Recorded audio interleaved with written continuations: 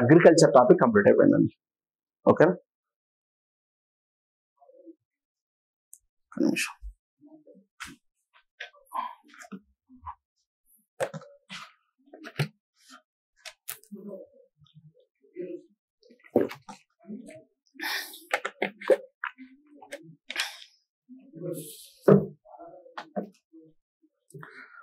Next తర్వాత వచ్చేసి ఇక్కడ ఓకే కదా, అర్థమైంది కదా మీ అందరికీ? ఓకేనా? సో ఇక్కడ ఏమేమి చెప్పుకున్నాం ఒకసారి చూడండి వ్యవసాయానికి సంబంధించి. సో ఇక్కడ ఇక్తా పద్ధతి, ఓకేనా? ఇక్తా పద్ధతి మెయిన్. ఫస్ట్ ఎక్కడ ఉండేది, తర్వాత ఎక్కడికి వచ్చింది, దాన్ని ఎవరు తీసుకొచ్చారు, ఎలా విస్తరించింది, దానిలో ఉన్న లోటుపాట్లు అనేది చూసుకోండి ఒకసారి. భూమి రకాలు చూడండి, 3 రకాల భూములు: ఇక్తా భూములు, చాలీసా భూములు, ఇనాం భూములు అని పిలుస్తాం. ఓకేనా? సో చాలీసా భూములు అంటే గవర్నమెంట్ ల్యాండ్స్, సైనికులకు అధికారులకు ఇవ్వబడిన భూములను ఇక్తా భూములు అని పిలుస్తాం. అదే మత సంస్థలకు, మత గురువులకు, పవిత్రమైన వ్యక్తులకు ఇవ్వబడినటువంటి భూములను మనం ఓకేనా ఇనాం భూములు అని పిలుస్తాం. నీటిపారుదల వ్యవస్థలో భాగంగా గియాజుద్దీన్ తుగ్లక్ కాలువను తవ్వించడం జరుగుతుంది, బావులను తవ్వించడం జరుగుతుంది. సో నెక్స్ట్ తర్వాత ఫిరోజ్ షా తుగ్లక్ 4 రకాల కాలువను తవ్వించాడు. 4 రకాల కాలువల పేర్లు గుర్తుపెట్టుకోండి, ఎక్కడి నుంచి ఎక్కడికి అవి ప్రవహించబడుతున్నాయి. ఓకేనా? సో వీటన్నిటిని ప్రవేశపెట్టి బాగాతుడు వ్యవసాయాన్ని అభివృద్ధి చేసి రైతు బాంధవుడుగా పిలువబడ్డాడు. సో ఇలాంటి కాలువల నుంచి ప్రవహించేటువంటి నీటిని ఉపయోగించుకున్నటువంటి రైతు ప్రభుత్వానికి పన్ను కట్టాల్సిందే. అలాంటి పన్నును మనం నీటి తీరువ అని పిలుస్తాం. ఈ నీటి తీరువ పేరు ఏంటంటే హాకీ స్లెబ్ అనేటువంటి పేరుతో పిలుస్తాం. ఓకేనా? సో నెక్స్ట్ తర్వాత గియాజుద్దీన్ తుగ్లక్ రుణాలను రద్దు చేశాడు, భూమి శిస్తును వసూలు చేశాడు 1/3 వంతు. మహమ్మద్ బిన్ తుగ్లక్ టక్కావి రుణాలను ఇచ్చాడు, గంగా యమున మైదానంలో, సింధు మైదానంలో ఉన్నటువంటి ప్రజలకు ఇచ్చాడు. ఆ భూమి శిస్తు 1/2 వంతు ఉంది. దివానీ కోహి అనేటువంటి వ్యవసాయ శాఖను ప్రవేశపెట్టాడు. నెక్స్ట్ తర్వాత వీళ్ళ కాలంలో పండ్ల తోటలను పండించారు, పండ్లను పండించారు, ఫ్రూట్స్ ని. నెక్స్ట్ వెజిటేబుల్స్, ధాన్యపు పంటలు, వాణిజ్య పంటలు అనేటువంటి 4 రకాల పంటలను వాళ్ళు వేయడం జరిగింది. నెక్స్ట్ తర్వాత ఇబ్న్ బతుతా ఇక్కడికి వచ్చాడు. ఆయన 1325 నుంచి 1351 మధ్య కాలంలో భారతదేశాన్ని పరిపాలించినటువంటి తుగ్లక్ సుల్తాన్. మహమ్మద్ బిన్ తుగ్లక్ కాలంలో 1333 నుంచి 1346 మధ్య కాలంలో భారతదేశంలో ఆయన ఉన్నాడు. సో ఆయన రచించినటువంటి గ్రంథాలు కితాబ్ అల్ రిహ్లా, బతుతా సఫర్నామా. ఈయన ఆఫ్రికా ఖండంలోనే మొరాకో దేశానికి చెందినవాడు కాబట్టి ఆఫ్రికన్ ట్రావెలర్ గా చెప్తాం. ఈయనతో పాటు ఇసామి ఇలా చాలా మంది వీళ్ళ కాలంలో సందర్శించినటువంటి విదేశీ యాత్రికులు ఇచ్చిన సమాచారం మేరకు వీరి కాలంలో అగ్రికల్చర్ అనేది బాగా సంపూర్ణంగా బాగా అభివృద్ధి చెందిన దశలో ఉందని, దానికి ప్రధాన కారణం సారవంతమైన భూములని. అందుకే ప్రజలు తమకు ఉన్నటువంటి భూముల్లో పంటలేసి అధిక పంట ఉత్పత్తిని పొందగలిగారు. సో వీరికి ముందు ఉన్నటువంటి వ్యవసాయ విధానాలను వీళ్ళు అనుసరిస్తూనే వీరు తమదైన శైలిలో నూతన వ్యవసాయ విధానాలను అనుసరించారు. సో అంతేకాకుండా వ్యవసాయంలో ఉన్నటువంటి దోపిడీలను కూడా వీళ్ళు నివారించగలిగారని చెప్పొచ్చు అనమాట. ఓకేనా? సో ఇది మనకు వ్యవసాయం, వీళ్ళకి సంబంధించినటువంటి వ్యవసాయానికి సంబంధించి. ఇక్కడ బిట్లు చూడండి ఒకసారి. మెయిన్ బిట్లు చూసినట్లయితే భూముల రకాలు, 3 రకాల భూములను గుర్తుపెట్టుకోండి. ఓకేనా? ఎవరికి ఇస్తారో గుర్తుపెట్టుకోండి. నెక్స్ట్ తర్వాత ఇక్తా పద్ధతి ఎవరు ప్రవేశపెట్టారు, దాని యొక్క వృత్తాంతం గురించి బాగా నీట్గా అర్థం చేసుకోండి. నెక్స్ట్ తర్వాత భూముల రకాలు చూసిన తర్వాత నీటిపారుదల వ్యవస్థను బాగా గుర్తుపెట్టుకోండి. ఆ కాలువలు వాటిని, ఆ పన్ను కూడా గుర్తుపెట్టుకోండి. నెక్స్ట్ తర్వాత వచ్చేసి ఆ రుణాలను ఇచ్చింది ఎవరు, రుణాలు రద్దు చేసింది ఎవరు, భూమి శిస్తు ఎవరెవరు ఎంత వసూలు చేశారు అనేది చూసుకోండి. ఓకేనా? సో పంటల మీద పెద్దగా క్లారిటీగా లేదు, పలాని పర్టికులర్ పంట అని చెప్పేసి. ఓకేనా? విదేశీ యాత్రికుల సమాచారం మేరకు వ్యవసాయం బాగుందా లేదా అనేది మనం చూసుకుంటే చాలు. ఇది మనకు వ్యవసాయానికి సంబంధించినటువంటి అంశం. ఓకేనా? నెక్స్ట్ తర్వాత స్వదేశీ వాణిజ్యం చూద్దాం. స్వదేశీ వాణిజ్యం. ఓకేనా? స్వదేశీ వాణిజ్యం అని చెప్పచ్చు అనమాట.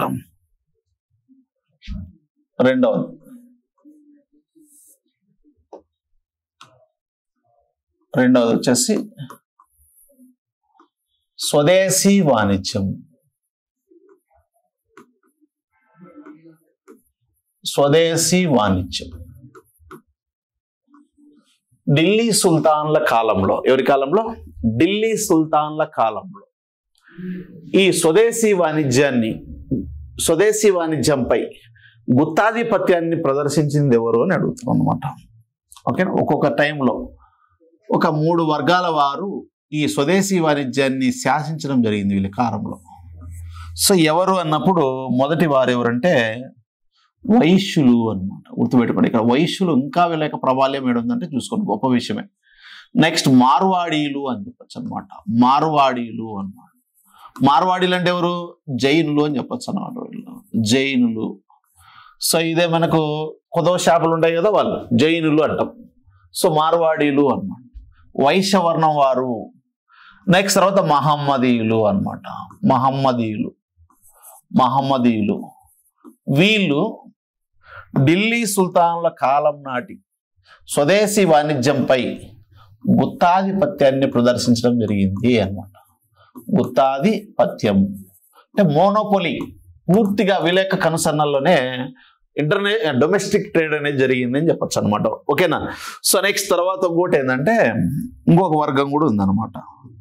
సో 4వ వర్గం ఏంటంటే బంజారాలు అంటాం. బంజారాలు వెరీ వెరీ ఇంపార్టెంట్ అనమాట. వీరేం చేసేవాళ్ళంటే ఢిల్లీ సుల్తాన్ల కాలంలో ఒక చోటు నుంచి, ఓకేనా, ఒక ప్లేస్ నుంచి అనమాట, ఓకేనా, ఒక ప్రదేశం నుంచి మరొక ప్రదేశానికి సరుకు రవాణా చేసేవాళ్ళంట వీళ్ళు. సరుకు రవాణా చేసేటువంటి వారు. కాబట్టి సరుకు రవాణా చేసే వృత్తిని కలిగినటువంటి వారే ఎవరంటే బంజారాలు.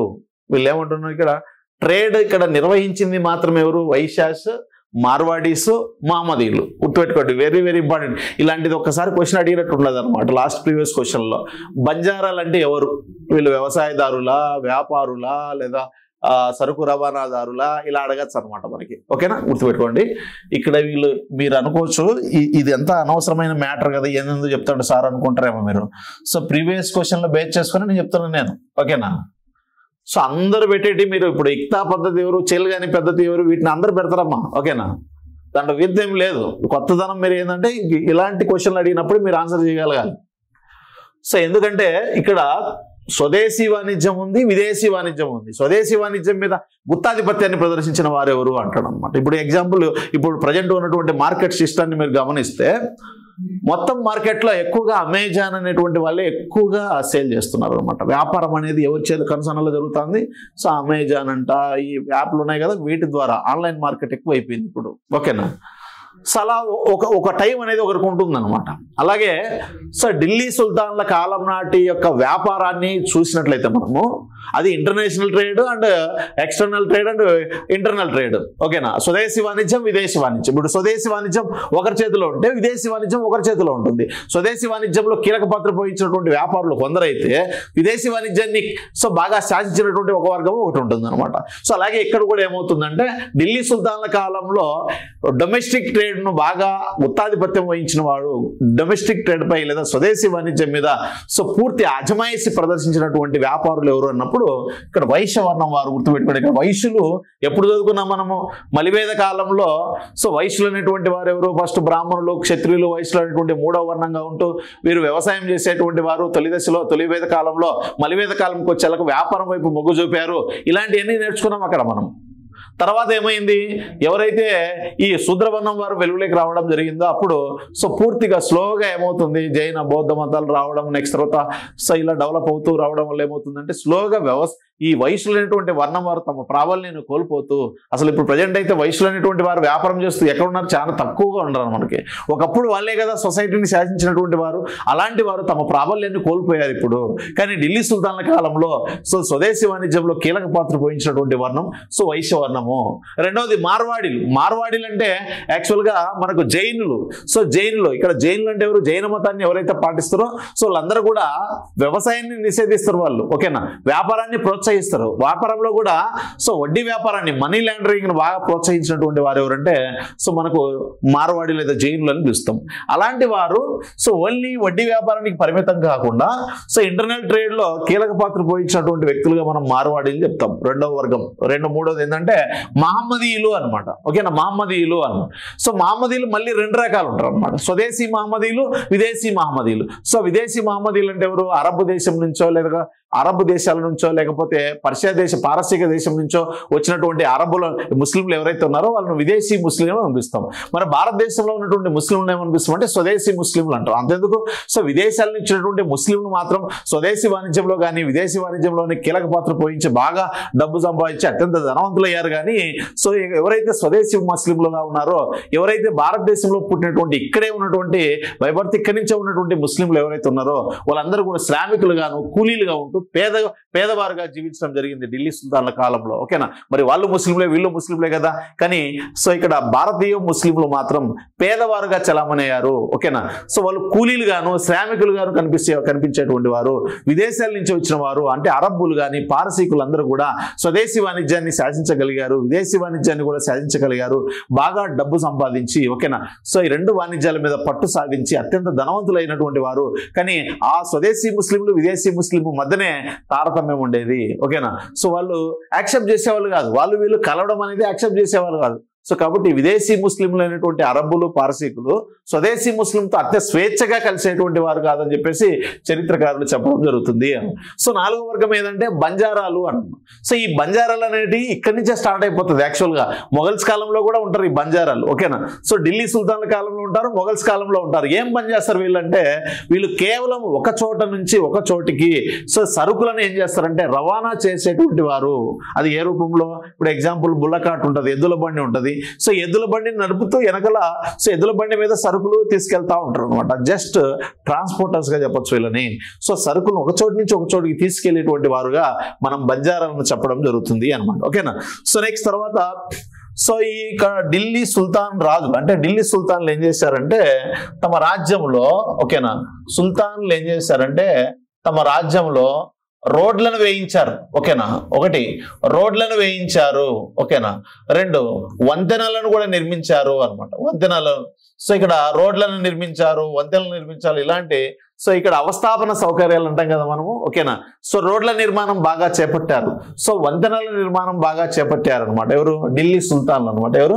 సో ఢిల్లీ సుల్తాన్లు అని చెప్పొచ్చు అనమాట. ఓకేనా, సో ఇవన్నీ కూడా చేయడం వల్ల సో ఏం అభివృద్ధి చెందిందని చెప్పొచ్చు, వ్యవసాయం అనేది బాగా అభివృద్ధి చెందుతుంది. ఎందుకంటే రోడ్లను వంతెనలను ఏర్పాటు చేయడం వల్ల సో పంటలు బాగా పండిన తర్వాత ఆ పంట ఉత్పత్తిని సకాలంలో మార్కెట్కి తీసుకెళ్లాలంటే మంచి రోడ్ ఫెసిలిటీ ఉండాలి, సో మంచి వంతెనలు కలిగినటువంటి ప్లేస్ ఉండాలి. ఎందుకంటే నదులు ప్రవహిస్తూ ఉంటాయి కాబట్టి సో నదుల మీద కాలువల మీద వంతెనలు నిర్మించితే కానీ ఈజీగా సో దాటి వెళ్ళగలరు అనమాట. సో కాబట్టి దానికోసం ఈ ఢిల్లీ సుల్తాన్లు అనేటువంటి వారు రోడ్లను వేయించడం వలన, ఓకేనా, సో వంతెనలను నిర్మించడం వలన సో వ్యవసాయం అనేది బాగా అభివృద్ధి చెందిందని చెప్పవచ్చు అనమాట. ఓకేనా, సో వ్యవసాయం అనేది సో బాగా అభివృద్ధి చెందిందని చెప్పొచ్చు అనమాట. ఓకేనా, సో నెక్స్ట్ తర్వాత ఇక్కడ సరుకు రవాణా అనేది దేంట్ల ద్వారా జరిగేదంటే సో ఎద్దుల బండ్లు అని చెప్పొచ్చు అనమాట. బుల్లాకాట్ ఎద్దుల బండి అనమాట, ఎద్దుల బండ్లు అనమాట.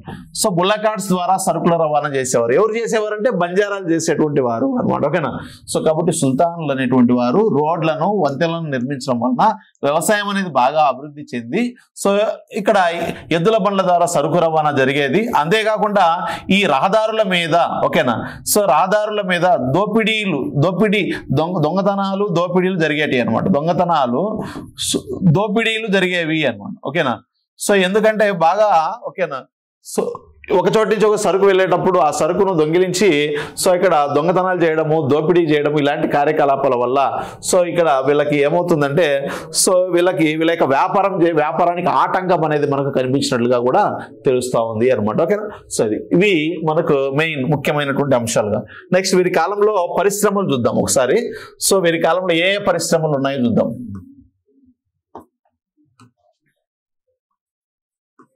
పరిశ్రమలు వీరి కాలంలో ఉన్నటువంటి మనకు ప్రధానమైనటువంటి పరిశ్రమలు ఏంటి అంటే సో చేనేత పరిశ్రమ, పట్టు పరిశ్రమ. చేనేత పరిశ్రమ ఒకటి,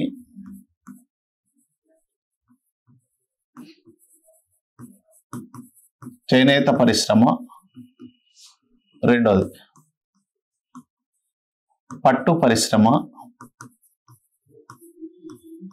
నెక్స్ట్ తర్వాత మూడోది, కాగితపు పరిశ్రమ,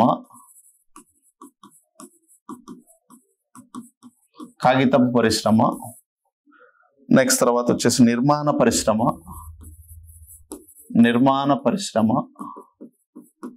తోలు పరిశ్రమ,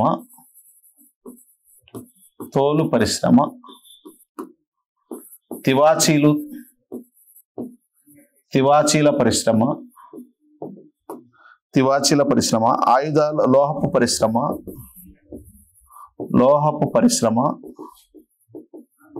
ఆయుధ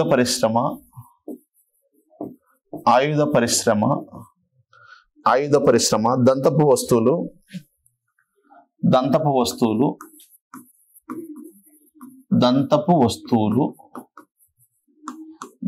వస్తువులు, ఓకేనా. ఆభరణాలు,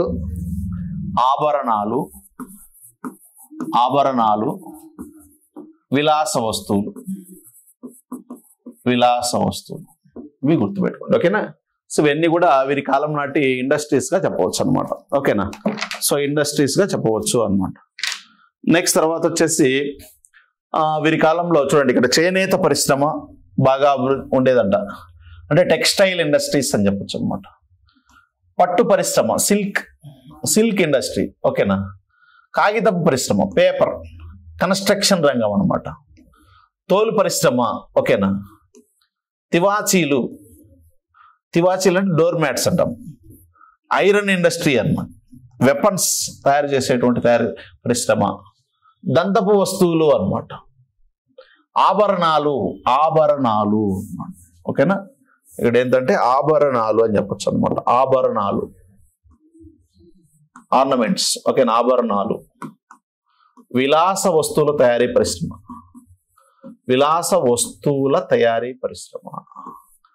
దంతపు వస్తువుల తయారీ పరిశ్రమ,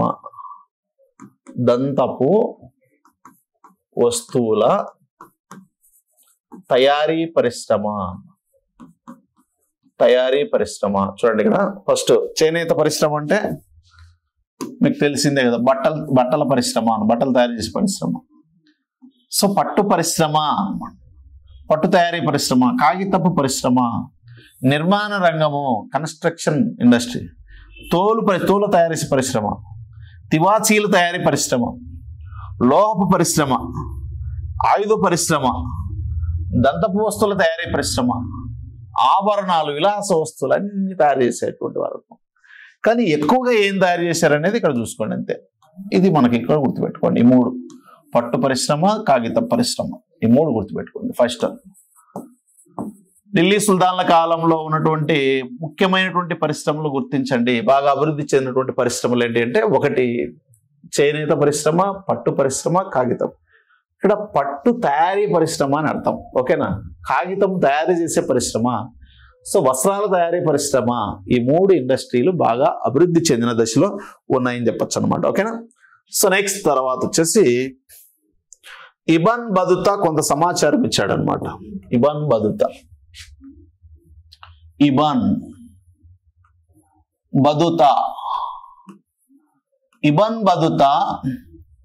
భారతదేశంలో, ఓకేనా, అదే ఢిల్లీ సుల్తానుల కాలం నాటి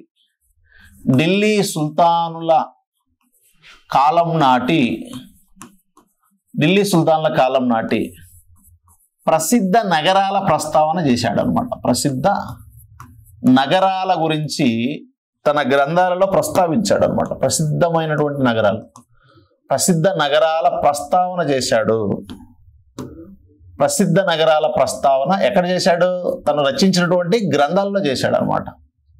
చూడండి, ఇబ్న్ బతుతా తన రచనల్లో ఢిల్లీ సుల్తాన్ల కాలం నాటి ప్రసిద్ధ గ్రంథాలను ప్రస్తావించడం జరిగింది.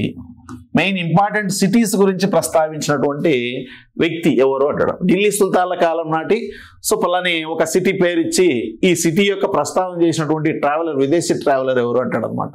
సో కాబట్టి అది గుర్తుపెట్టుకోవాలంటే మనం ఇది బాగా నేర్చుకోవాలన్నమాట. గుర్తుపెట్టుకోండి.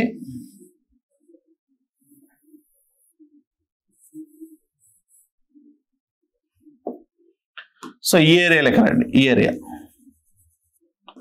2 నగరాలు ఉన్నాయి ఇక్కడ. ఈ 2 నగరాలు ఏంటి అంటే, ఒకటి ముల్తానా అన్నమాట. ముల్తానా అనే నగరం గురించి ఎందులో ఉంది? ఇబ్న్ బతుతా తన రచనల్లో ఈ సిటీ గురించి ప్రస్తావించాడు, దాని యొక్క గొప్పతనం గురించి చెప్పాడు. నెక్స్ట్ తర్వాత లాహోర్ అనే నగరం గురించి ప్రస్తావించినటువంటి ఇబ్న్ బతుతా ప్రస్తావించినటువంటి 2 నగరాల పేర్లు ఏంటి ఈ సైడ్ వాయువ్య ప్రాంతంలో? సో ఒకటి ముల్తానా, 2 లాహోర్ అనమాట. ముల్తానా, లాహోర్, ఓకేనా. నెక్స్ట్ తర్వాత వచ్చేసి గుజరాత్ లేక రండి. గుజరాత్. సో ఇక్కడ అన్హిల్వాడ, కాంబే, బ్రోచ్. అన్హిల్వాడ చూడండి, ఇక్కడ 3 ఉన్నాయి. అన్హిల్వాడ, కాంబే, బ్రోచ్. మధ్యలో వారనే రాస్తున్నాను చూడండి ఇక్కడ మీకు. ఇది 3 రాసుకోండి. ఒకటి వచ్చేసి అన్హిల్వాడ, అన్హిల్వాడ, కాంబే, కాంబే, బ్రోచ్. ఈ బ్రోచ్నే మనం ఏమనిపిస్తామంటే ప్రజెంట్ ఒకప్పుడు బరుకచ్చం అని పిలిచేవారు. దీన్ని మనం బేరిగజం అని కూడా పిలుస్తాం. ఇది ఆ మౌర్యుల కాలంలో, శాతవాహనుల కాలంలో పేరు మోసినటువంటి రేవపట్నం ఇది. కాంబే కూడా ఒక ప్రముఖమైన రేవపట్నమే. సో అనిల్వాడ, ఈ 3 పట్టణాల ప్రస్తావన చేసినటువంటి వ్యక్తి ఎవరంటే ఇబ్న్ బతుతా తన రచనలో పేర్కొన్నాడు. చాలా గొప్ప పట్టణాలు ఇవి, ఢిల్లీ సుల్తాన్ల కాలంలో వ్యాపారానికి అత్యంత ప్రసిద్ధి చెందినటువంటి నగరాలు ఇవి అని చెప్పడం జరిగింది. ఓకేనా. సో నెక్స్ట్ తర్వాత వచ్చేసి ఇంకోటి ఏంటంటే, సో మహారాష్ట్రలోకి రండి. మహారాష్ట్రలో, సో మహారాష్ట్రలో ఉన్నటువంటి ప్రముఖ పట్టణం ఏదంటే దౌలతాబాద్ అని చెప్పచ్చు అనమాట. దౌలతాబాద్, దౌలతాబాద్ని ఏమని పిలవచ్చు, దేవగిరి అనేటువంటి పేరుతో కూడా పిలవచ్చు అనమాట. దేవగిరి, ఓకేనా, దేవగిరి అనమాట. నెక్స్ట్ తర్వాత ఇక్కడ వచ్చేసి ఢిల్లీ కూడా తీసుకోవచ్చు అనమాట. ఢిల్లీ, ఢిల్లీ అనేటువంటి పట్టణం కూడా ప్రముఖమైనటువంటి పట్టణంగా ప్రస్తావించడం జరిగింది. ఓకేనా. నెక్స్ట్ తర్వాత వచ్చేసి ఇక్కడ మీకు ఇంకొకటి ఏంటంటే జాన్పూరు, లక్నోతి, జాన్పూరు, జాన్పూరు, ఇక్కడ లక్నోతి, లక్నోతి అన్నమాట, లక్నోతి అని. నెక్స్ట్ తర్వాత గౌరీ, సోనార్గావ్, గౌరీ అన్నమాట, సోనార్గావ్ అన్నమాట, సోనార్గావ్, సోనార్గావ్. ఇవి సో ఈ యొక్క పట్టణాల యొక్క ప్రస్తావన, సో ఢిల్లీ యొక్క ప్రస్తావన, జాన్పూర్ యొక్క ప్రస్తావన. సో వీటన్నిటి గురించి చెప్పాడు అనమాట క్లియర్గా. ఓకేనా. సో వీటన్నిటి గురించి చెబుతూ పర్టికులర్గా ఢిల్లీ గురించి చెప్పాడు అనమాట. ఓకేనా. ఇస్లాం ప్రపంచంలో ఇప్పుడు ఢిల్లీ పట్టణం గురించి చెప్తూ, సో ఇది ఢిల్లీ ఉంది కదా, ఢిల్లీ, ఈ ఢిల్లీ అనేది ఇస్లాం ప్రపంచంలో, ఇస్లాం ప్రపంచంలో ఓకేనా రాజకీయంగా తీసుకున్నా కానీ, పెద్ద పెద్ద భవనాల పరంగా తీసుకున్నా పెద్ద పెద్ద భవనాలు ఉన్నాయి. సో రాజకీయం అక్కడి నుంచి జరుగుతుంది. సో ఈ విధంగా తీసుకున్నా కానీ ఒక ప్రముఖ నగరం ఇది, ప్రముఖ నగరం ఢిల్లీ అని చెప్పేసి సమాచారం ఇచ్చినటువంటి వ్యక్తి చూడండి ఇక్కడ. సో ఇస్లాం ప్రపంచంని అంటే, ఇస్లాం ప్రపంచం అంటే ఏం లేదు, ఢిల్లీ సుల్తాన్ల కాలంలో అని అర్థం. ఢిల్లీ సుల్తాన్ల కాలంలో మెజారిటీ రాజులు ఏం చేశారు, ఢిల్లీని రాజకీయంగా ఢిల్లీని రాజధానిగా చేసుకొని పరిపాలించారు. ఆ విధంగా పొలిటికల్గా చూసినా కానీ, పెద్ద పెద్ద భవనాల పరంగా చూసినా కానీ, సో ఇది అత్యంత ప్రముఖమైనటువంటి సిటీ, చాలా అత్యంత ప్రముఖమైనటువంటి సిటీ అని చెప్పేసి ఢిల్లీ గురించి, ఎస్పెషల్లీ ఢిల్లీ గురించి గొప్పగా చెప్పినటువంటి వ్యక్తి ఎవరంటే ఇబ్న్ బతుతా, ఇబ్న్ బతుతా అని చెప్పచ్చు అనమాట. వెరీ వెరీ ఇంపార్టెంట్ అనమాట. ఓకేనా. సో ఇక్కడ చూడండి, ఈ పట్టణాల యొక్క ప్రస్తావన చేస్తూ సో ఢిల్లీ గురించి ప్రత్యేకంగా చెప్పడం జరిగింది అనమాట. ఓకేనా. అది రాజకీయంగా బాగా గొప్ప నగరమే, పెద్ద పెద్ద భవనాల పరంగా సో పెద్ద పెద్ద నగరమే అని చెప్పేసి సమాచారం ఇవ్వడం జరిగింది. ఓకేనా. సో నెక్స్ట్ తర్వాత ఇంకొక విషయం ఏంటంటే కళాకారులు, వ్యాపారులు, కళాకారులు తీసుకున్నా కానీ, వ్యాపారులు తీసుకున్నా కానీ ఏం చేశారంటే వీళ్ళు ఇస్లాం దేశాల నుంచి, ఇప్పుడు ఇది భారతదేశం ఉంది, ఇక్కడి నుంచి మధ్య ఆసియా నుంచి ఓకేనా, ఈ భారతదేశానికి ఎవరు వచ్చారు, కళాకారులు వచ్చారు. ఓకేనా. సో ఈ భారతదేశానికి ఎవరు వచ్చారు, కళాకారులు, అనేక మంది కళాకారులు, అనేక మంది వ్యాపారులు ఎక్కడికి వచ్చారు, భారతదేశానికి వచ్చారు. వచ్చి వాళ్ళ యొక్క నైపుణ్యాన్ని, వాళ్ళ యొక్క పద్ధతులను, వాళ్ళ యొక్క కట్టుబాట్లను ఇక్కడ ప్రవేశపెట్టడం జరిగింది అనమాట. ఓకేనా. సో కాబట్టి మధ్య ఆసియా నుంచి వచ్చినటువంటి అనేక మంది కళాకారులు, ఢిల్లీ సుల్తాన్ల కాలంలో అనేక మంది వ్యాపారులు భారతదేశానికి వచ్చి ఇక్కడే స్థిరపడి వాళ్ళ యొక్క అక్కడి నుంచి తీసుకొచ్చినటువంటి సంస్కృతులను, కట్టుబాట్లను, నెక్స్ట్ తర్వాత నాగరికతలను, నెక్స్ట్ తర్వాత కళారూపాలను ఇక్కడ ప్రదర్శించి ఇక్కడ అవి భారతీయ నాగరికతలో కలిసిపోయేటట్టుగా వాళ్ళు చేశారు. దానికి ప్రధాన కారణము కళాకారులు, వ్యాపారుల వల్లే ఇక్కడ సో వాళ్ళ యొక్క నాగరికతలు ఇక్కడ వాళ్ళకి సంబంధించినటువంటి కట్టుబాట్లు ఇక్కడ కూడా మనకు కనిపించడం జరుగుతుంది అని చెప్పేసి ఎవరు ప్రస్తావించడం జరిగిందంటే సో మనకి ఇబాన్ బతుతా అని చెప్పవచ్చు అనమాట. ఓకేనా. సో అది నెక్స్ట్ తర్వాత వచ్చేసి పట్టణాలు, ఓకేనా, కళలు. పట్టణాలు, కళలు.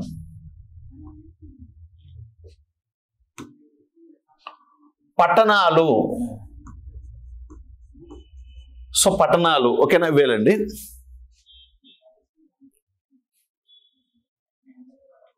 ఓకేనా. ఇప్పుడు భారతదేశంలో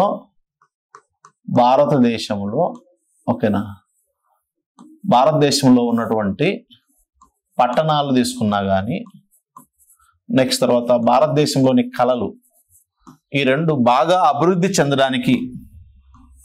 చెందడానికి ప్రధాన కారణం ఏందయ్యా అంటే ఒకటి వలసలు, అదే బానిసలు అని చెప్పచ్చు అనమాట. బానిసలు, వలసదారులు అనమాట. వలసదారులు ఎవరైతే ఇక్కడికి వచ్చి వలస వచ్చి ఇక్కడ సెటిల్ అయిపోయారో వాళ్ళు. నెక్స్ట్ ఎవరైతే పక్క రాజ్యం మీద దండయాత్ర చేస్తే రాజు సుల్తాన్ ఆ రాజ్యంలో వాళ్ళు సైనికులుగా ఉంటూ బందీలుగా చిక్కి ఉంటారో బానిస, సో అలా బందీలుగా చిక్కిన వారిని బానిసలుగా మార్చేస్తారు. కాబట్టి వాళ్ళ వల్ల, ఈ వలసదారుల వల్ల సో ఈ భారతదేశంలో ఉన్నటువంటి అనేక పట్టణాలు, ఇక్కడ ఉన్నటువంటి కాంబే కావచ్చు, సో అనిహిల్వాడ కావచ్చు, నెక్స్ట్ తర్వాత బరోచ్ కావచ్చు, దౌలతాబాద్ కావచ్చు, ముల్తానా కావచ్చు, ఇక్కడ ఉన్నటువంటి లాహోర్ కావచ్చు, సో జాన్పూర్ కావచ్చు, ఢిల్లీ కావచ్చు, ఓకేనా, లక్నోతి, నెక్స్ట్ తర్వాత వచ్చేసి సోనార్గాము, గౌరీ, ఓకేనా, ఈ పట్టణాలన్నీ బాగా అభివృద్ధి చెందడానికి కారణం ఎవరయ్యా అంటే ఇక్కడ పట్టణాలు. అంతేకాకుండా వివిధ రకాల వృత్తుల వారు, ఓకేనా, కళాకారులు వచ్చారు, నెక్స్ట్ తర్వాత వ్యాపారులు వచ్చారు. వీళ్ళందరి వల్ల, నెక్స్ట్ బానిసల వల్ల, వలసదారుల వల్ల, వీళ్ళందరి వల్ల భారతదేశంలో ఉన్న పట్టణాలు తీసుకున్నా, కళలు తీసుకున్నా బాగా అభివృద్ధి చెందాయి అని చెప్పొచ్చు అనమాట. ఇది ఇంటర్నల్ డొమెస్టిక్ ట్రేడ్ అని చెప్పొచ్చు అనమాట. సో ఇక్కడ మెయిన్ నాకు తెలిసినంత వరకు ఇక్కడ వచ్చే క్వశ్చన్ ఏంటంటే ఒకటి గుర్తుపెట్టుకోండి, భారతదేశంలో ఢిల్లీ సుల్తాన్ల కాలంలో ఉన్నటువంటి పట్టణాలు, కళలు అంటే ఏవైతే కళలు ఉన్నాయో బాగా అభివృద్ధి చెందడానికి ప్రధాన కారకులు ఎవరంటే భారతదేశానికి వచ్చినటువంటి ఎవరంటే బానిసలు, వలసదారులే ప్రధానమైనటువంటి వారు అని చెప్పొచ్చు. సో భారతదేశంలో కళాకారులు, వ్యాపారులు కూడా ఇక్కడికి వచ్చారు, వాళ్ళను కూడా తీసుకోవచ్చు. సో కళాకారుల వల్ల ఇక్కడ ఏమవుతుంది, కళాకారుల వల్ల సో ఇక్కడ కళలు బాగా డెవలప్ అయ్యాయి. ఓకేనా. సో వలసదారుల వల్ల, బానిసల వల్ల, నెక్స్ట్ తర్వాత వ్యాపారుల వల్ల పట్టణాలు అభివృద్ధి చెందాయి అని చెప్పొచ్చు అనమాట. సో ఈ విషయాలను సమాచారాన్ని అందించినటువంటి వ్యక్తి ఎవరంటే ఇబాన్ బతుతా అన్నమాట. ఎప్పుడు వచ్చాడిన 1333 నుంచి 1346 వరకు ఉన్నాడు. గుర్తుపెట్టుకోండి, 1333 నుంచి సో 1346 మధ్య ఉన్నాడు భారతదేశంలో. సో ఢిల్లీ సుల్తాన్ల కాలం నాటి ప్రసిద్ధ నగరాల జాబితాను ప్రకటించాడు. పర్టికులర్గా ఢిల్లీ గురించి చాలా గొప్పగా చెప్పాడు. సో అనేది చూసుకోండి. ఆ నగరాల పేర్లు గుర్తుపెట్టుకోండి. ప్రధానంగా అనేక రకాల పరిశ్రమలు వీళ్ళ కాలంలో ఉన్నప్పటికీ ప్రధానంగా textile industry, silk industry, paper industry, ఈ 3 పేర్లు గుర్తుపెట్టుకోండి. నెక్స్ట్ తర్వాత సుల్తాన్లు రోడ్లు వేయించారు, వంతెనలు కట్టించారు. దానివల్ల వ్యవసాయం బాగా అభివృద్ధి చెందింది. ఎద్దుల బండ్ల ద్వారా సరుకు రవాణా జరిగింది. దొంగతనాలు జరిగే ఈ రోడ్ల మీద జరిగేటువంటి దొంగతనాలు, దోపిడీలు వీళ్ళ వ్యాపారానికి ఆటంకాలుగా కూడా ఆ రోజు ఉన్నట్లు తెలుస్తా ఉంది. సో ఈ కాలంలో స్వైషులు, మార్వాడీలు, వీళ్ళని మనం జైన్లు అనిపిస్తాం, మహమ్మదీలు. సో గుత్త వ్యాపారంపై స్వదేశీ వాణిజ్యం మీద గుత్తాధిపత్యాన్ని ప్రదర్శించారు. సో వీరి కాలంలో బంజారీలు ఒక ప్రదేశం నుంచి ఒక ప్రదేశానికి సరుకు రవాణా చేసేటువంటి వారు. ఏ రూపంలో చేశారంటే ఎద్దుల బండ్ల ద్వారా, బుల్లకాట్ ద్వారా చేసేటువంటి వారు అనేది తెలుస్తూ ఉంది అనమాట. ఓకేనా. ఇది స్వదేశీ వాణిజ్యం అనేది మనం చూస్తాం. ఓకేనా. నెక్స్ట్ తర్వాత వచ్చేసి విదేశీ వాణిజ్యం చూద్దాం. విదేశీ వాణిజ్యం, విదేశీ వాణిజ్యం, విదేశీ వాణిజ్యము అన్నమాట. వీరి కాలంలో విదేశీ వాణిజ్యం తీసుకున్నప్పుడు ఇది ఇండియా అనుకుందాం.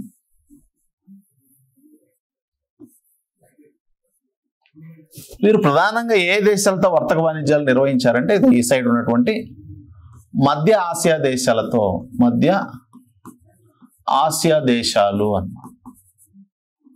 మధ్య ఆసియా దేశాలు అని చెప్పొచ్చు అన్నమాట. ఈ మధ్య ఆసియా దేశాల ద్వారా మీకు ఇంకా తెలిసింది, ఇక్కడ వచ్చేసి మనకు కాంబే ఉంది, నెక్స్ట్ తర్వాత వచ్చేసి బరుకచ్చం ఉంది. కాంబే ఉంది, బరుకచ్చం. సో బరుకచ్చం, నెక్స్ట్ తర్వాత ముల్తానా. ఓకేనా. సో అవి కాదులేండి, మెయిన్ ఇవి కాంబే అని గుర్తుపెట్టుకోవచ్చు. కాంబే అంటూ బరుకచ్చం అని ఒకటి ఉంది. నెక్స్ట్ తర్వాత కాంబే. ఈ 2 రేవు పట్టణాల ద్వారా ఇంటర్నేషనల్ ట్రేడ్ అనేది జరిగింది ఎక్కువగా ఏ దేశాలతో? మధ్య ఆసియా దేశాలతో. మరి ఢిల్లీ సుల్తాన్ల కాలంలో మధ్య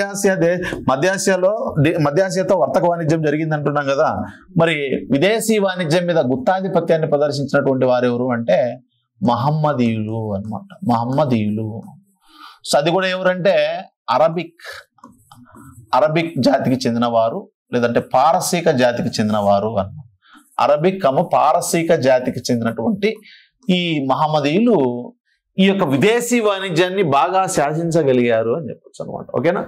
సో ఇక్కడ గుర్తుపెట్టుకోండి, స్వదేశీ ముస్లింలు వేరు, విదేశీ ముస్లింలు వేరు. సో అరబ్ కంట్రీస్ అండ్ పారసీక దేశానికి సంబంధించినటువంటి ముస్లింలు, 2 రకాల ముస్లింలు కదా, వీళ్ళు భారతదేశంలో ఎక్కువగా వ్యాపారాన్ని నిర్వహించారు. అది స్వదేశీ వాణిజ్యం కావచ్చు, విదేశీ వాణిజ్యం. కానీ స్వదేశీ వాణిజ్యంలో ఎవరున్నారు? మనకు వైశ్యులు ఉన్నారు, మార్వాడీలు ఉన్నారు, మహమ్మదీలు ఉన్నారు. సో అది కూడా విదేశీ మహమ్మదీలే. వాళ్ళు కూడా విదేశీ వాణిజ్యంలో అంటే ఓన్లీ మహమ్మదీయులే. విదేశీ వాణిజ్యం పూర్తిగా ఓన్లీ మహమ్మదీయుల యొక్క కనుసన్నల్లో జరిగిందని చెప్పొచ్చు అనమాట. ఓకేనా? సో వీళ్ళు ఎక్కువగా ఏమి ఎగుమతులు చేశారు? ఇప్పుడు రేవు పట్టణాలు అన్నప్పుడు ఈ 2 గుర్తుపెట్టుకోండి, బరుకచ్చం, కాంబే అనమాట. సో ఎగుమతులు ఏవి, దిగుమతులు ఏవి? వీళ్ళు చేసినటువంటి ఎగుమతులు ఏవి అంటాడు అనమాట, ఎక్స్పోర్ట్స్. సో వీళ్ళు ఏమేమి దిగుమతి చేసుకున్నారు అనమాట, దిగుమతులు, ఇంపోర్ట్స్ అనమాట. ఓకేనా? Exports and imports. వీళ్ళు ఏమి దిగుమతి చేసుకున్నారంటే, 1 రాగిని దిగుమతి చేసుకోవడం జరిగింది, 2 అశ్వాలను దిగుమతి చేసుకోవడం జరిగింది. సో రాగి, అశ్వాలు అని చెప్పచ్చు అనమాట. ఓకేనా? రాగి, అశ్వాలు. నెక్స్ట్ తర్వాత ఎండు పండ్లు, దీన్ని మనం డ్రై ఫ్రూట్స్ అంటాం. సో ఎండు పండ్లు అని చెప్పచ్చు అనమాట. సో వీటిని దిగుమతి చేసుకోవడం జరిగింది, దిగుమతులు అనమాట, ఇంపోర్ట్స్. చూడండి ఇక్కడ రాగి, కాపర్, హార్స్, డ్రై ఫ్రూట్స్ అనమాట. సో ఎగుమతులు ఏం చేశారంటే సుగంధ ద్రవ్యాలు అన్నమాట. సుగంధ ద్రవ్యాలు, పర్టికులర్గా సుగంధ ద్రవ్యాల్లో మిరియాలను తీసుకోవచ్చు అనమాట, మిరియాలు అన్నమాట. సో ఇవి ఎగుమతి చేశారు అనమాట. నెక్స్ట్ తర్వాత వచ్చేసి సో 2వ ముఖ్యమైనటువంటి అంశం ఏంటంటే షుగర్, అల్లము. షుగరు, అల్లము. నెక్స్ట్ ధాన్యము. సో ధాన్యం అంటే వరి కావచ్చు, ఇట్లా. అల్లమును కూడా ఎక్కువగా ఎగుమతి చేశారు. షుగర్ అంటే చక్కెర. ఇవి వీళ్ళు ఎక్స్పోర్ట్ చేసినటువంటి అంశాలుగా మనం చెప్పచ్చు అనమాట. ఏమి ఎగుమతులు చేశారు, ఏమి దిగుమతులు చేసుకున్నారు, ఎగుమతులు చేయాలన్నా దిగుమతులు చేయాలన్నా వీళ్ళ కాలంలో ఉన్నటువంటి ప్రముఖ రేవు పట్టణాలు ఏంటివి, ప్రధానంగా ఏ దేశాలతో వర్తక వాణిజ్యాలు నిర్వహించారు. సో మహమ్మదీయులు ఈ యొక్క విదేశీ వాణిజ్యం మీద గుత్తాధిపత్యాన్ని ప్రదర్శించారు. ఆ మహమ్మదీయులు స్వదేశీ మహమ్మదీయుల, విదేశీ మహమ్మదీయులు అంటే ఇక్కడ విదేశీ మహమ్మదీయులు అనే చెప్పుకోవాలి, విదేశీ మహమ్మదీయులు అని చెప్పుకోవాలన్నమాట. ఓకేనా? మీకు చెప్పారు కదా, ఇక్కడ స్వదేశీ మహమ్మదీయులు, విదేశీ మహమ్మదీయులు ఉన్నారు. విదేశీ మహమ్మదీయులు అన్న. నెక్స్ట్ తర్వాత స్వదేశీ మహమ్మదీయులు అని చెప్పచ్చు అన్నమాట. స్వదేశీ మహమ్మదీయులు అన్నమాట. ఓకేనా? ఈ విదేశీ మహమ్మదీయులు అనేటువంటి వారు ఏ విధంగా ఉండేవారంటే వ్యాపారులుగా చలామణయ్యేవారు అనమాట, ఎక్కువగా ఢిల్లీ సుల్తాన్ల కాలంలో. నెక్స్ట్ 2వది భూస్వాములుగా ఉండేవారు అనమాట. భూస్వాములు అన్నమాట, ల్యాండ్ లార్డ్స్ గా ఉండేవారు అనమాట. సో భూస్వాములుగా ఉంటూ వ్యాపారులుగా ఉండడం వల్ల వీళ్ళు సమాజంలో అత్యంత ధనవంతులుగా ఉండేవారు అనమాట, రిచ్ పీపుల్స్ గా ఉండేవారు అనమాట. స్వదేశీ ముస్లింలు అనేటువంటి వారు వీళ్ళు ఎక్కువగా ఏ విధంగా ఉండేవాళ్ళు అంటే శ్రామికులుగా ఉండేవారు, కూలీ పని చేసుకునేటువంటి కూలీలుగా ఉండేటువంటి వారు. అందుకే వీరు సమాజంలో పేదవారుగా ఉండేవారు అనమాట. సో పేదవారుగా ఉండేవారు కాబట్టి సో ఇక్కడ విదేశీ ముస్లింలు అయినటువంటి ఎవరు వీళ్ళు? పారసీకులు. సో పారసీకులు, అరబ్బులు, వీళ్ళు స్వదేశీ ముస్లింలతో స్వేచ్ఛగా కలిసేవారు కాదు వీళ్ళతో. ఓకేనా? ఏ విధంగా కలిసేవారు? స్వేచ్ఛగా వీళ్ళతో బాగా కలిసేవారు కదా, ఎందుకంటే ఇద్దరు ముస్లింలే కదా. సో వాళ్ళలో తారతమ్యం ఉండేది అన్నమాట. సో అంతరాలు ఉండేటివి. వాళ్ళు ధనికులు, వీళ్ళు పేదవారు, వాళ్ళు వ్యాపారులు, వీళ్ళు శ్రామికులు, వాళ్ళు భూస్వాములు, వీళ్ళు కూలీలు. సో వాళ్ళు విదేశీయులు, పారసీక దేశానికి చెందినవారు, అరబ్ దేశానికి చెందినవారు, వీళ్ళు స్వదేశీ భారతదేశానికి సంబంధించిన ముస్లింలు. సో వీళ్ళిద్దరు ముస్లింలు అయినప్పటికీ వాళ్ళిద్దరి మధ్య అంతరం అనేది చాలా ఎక్కువగా ఉన్నట్లుగా తెలుస్తూ ఉంది అనమాట. ఇది విదేశీ వాణిజ్యం అని చెప్పచ్చు అనమాట. ఓకేనా? ఇది మనకి ఆర్థిక వ్యవస్థ అనేది కంప్లీట్ కావడం జరిగింది అమ్మా. ఓకేనా. సో నెక్స్ట్ తర్వాత వచ్చేసి సొసైటీ అనే సమాజం గురించి మాట్లాడాలి మనం. ఓకే, అర్థమవుతుందా?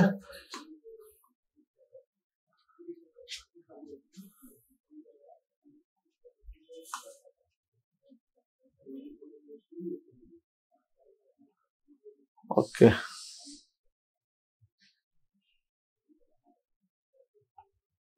ఓకే అండి. ఇక్కడికి మనకి ఆర్థిక వ్యవస్థ అనేది కంప్లీట్ అయింది. దీంట్లో ఏమేమి బిట్లు వస్తాయి మీకు అర్థమైపోయి ఉంటుంది ఇప్పుడు. ఓకేనా.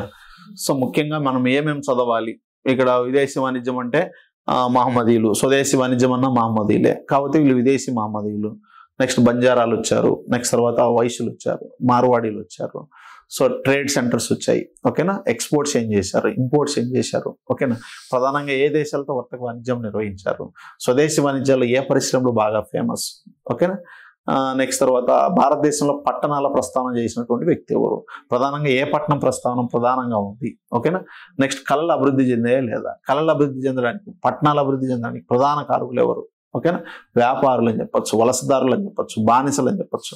వీళ్ళందరూ ఇక్కడికి రావడం వల్లే బాగా అభివృద్ధి చెందిందని చెప్పవచ్చు అనమాట. ఓకేనా. ఇవి మనం చెప్పుకోవడం జరిగింది. ఓకేనా. సో అది నెక్స్ట్ తర్వాత వచ్చేసి సో ఇక్కడ ఆర్థిక వ్యవస్థ అయిపోయింది. నెక్స్ట్ సమాజం చూద్దాం. సమాజం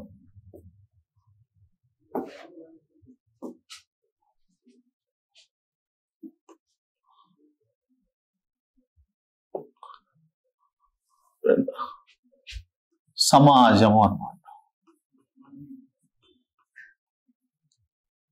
సో ఢిల్లీ సల్తనట్ యొక్క సొసైటీ గమనిస్తే, ఓకేనా, ప్రాచీన కాలంలో భారతదేశం మీద దండయాత్ర చేసిన విదేశీయులందరూ కూడా భారతీయ సమాజంలో అత్యంత ఈజీగా కలిసిపోగలిగారు అన్నమాట.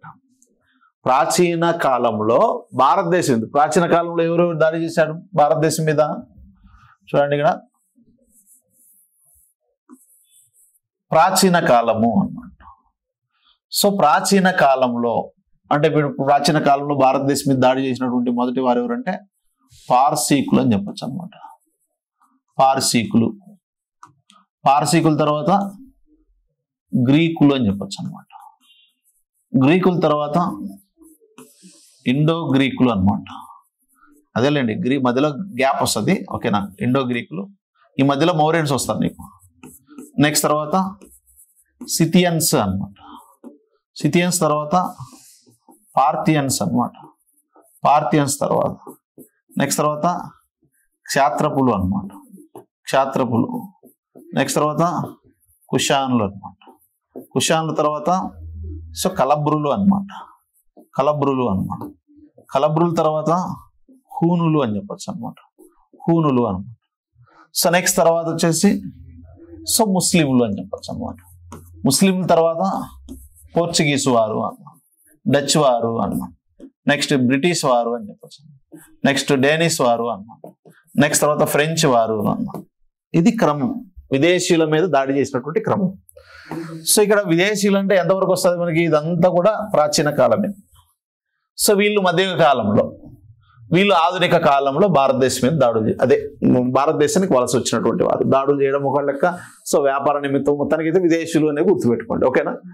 సో కానీ ప్రాచీన కాలంలో ఇక్కడ మనం రెండు కాలాలు, ఇప్పుడు మనం మధ్య కాలం గురించి చదవబోతున్నాం కాబట్టి మధ్య కాలం కంటే ముందున్న కాలం ప్రాచీన కాలం కాబట్టి ప్రాచీన కాలంలో భారతదేశం మీద విదేశీయులు దాడులు చేసి భారతీయ సమాజంలో విలీనమయ్యి ఇక్కడే రాజ్యాలను ఏర్పాటు చేసుకొని స్థానిక పాలకులతో వైవాహిక సంబంధాలు కలుపుకొని భారతీయ రాజుల్లో విలీనమైపోయి భారతీయ సమాజంలో కలిసిపోయారు వీళ్ళు. సో ఈజీగా జరిగిపోయింది.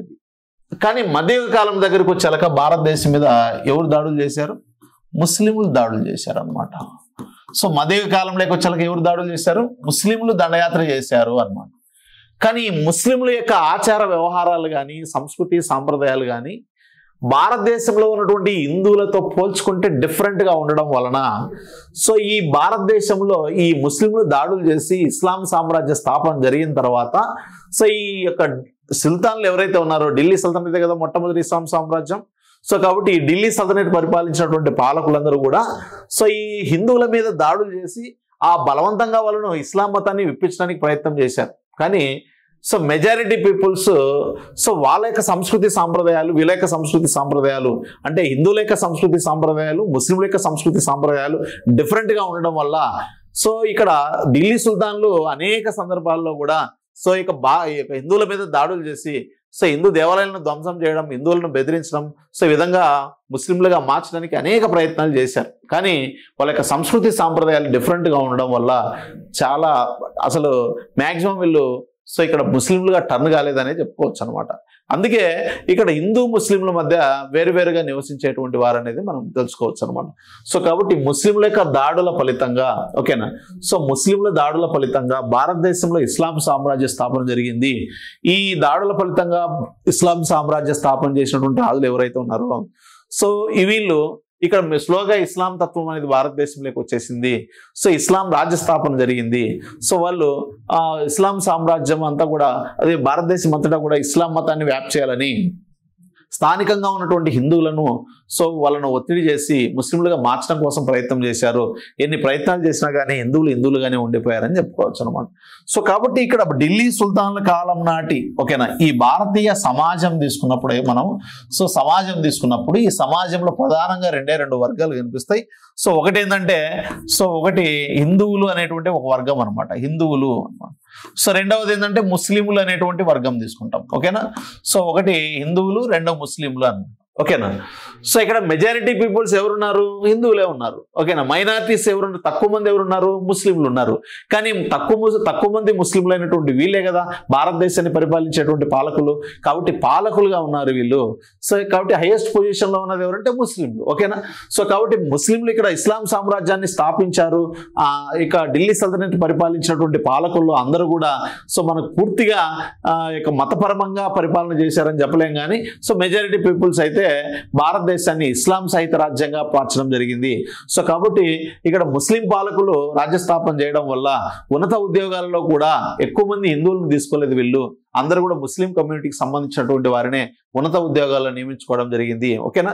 సో కాబట్టి వీళ్ళ కాలంలో హిందూ సమాజం అనేది క్షీణదశలో ఉన్నదనేటువంటి విషయాన్ని చెప్పినటువంటి వ్యక్తి ఎవరంటే ఇసామి అనేటువంటి వ్యక్తి అనమాట ఓకేనా.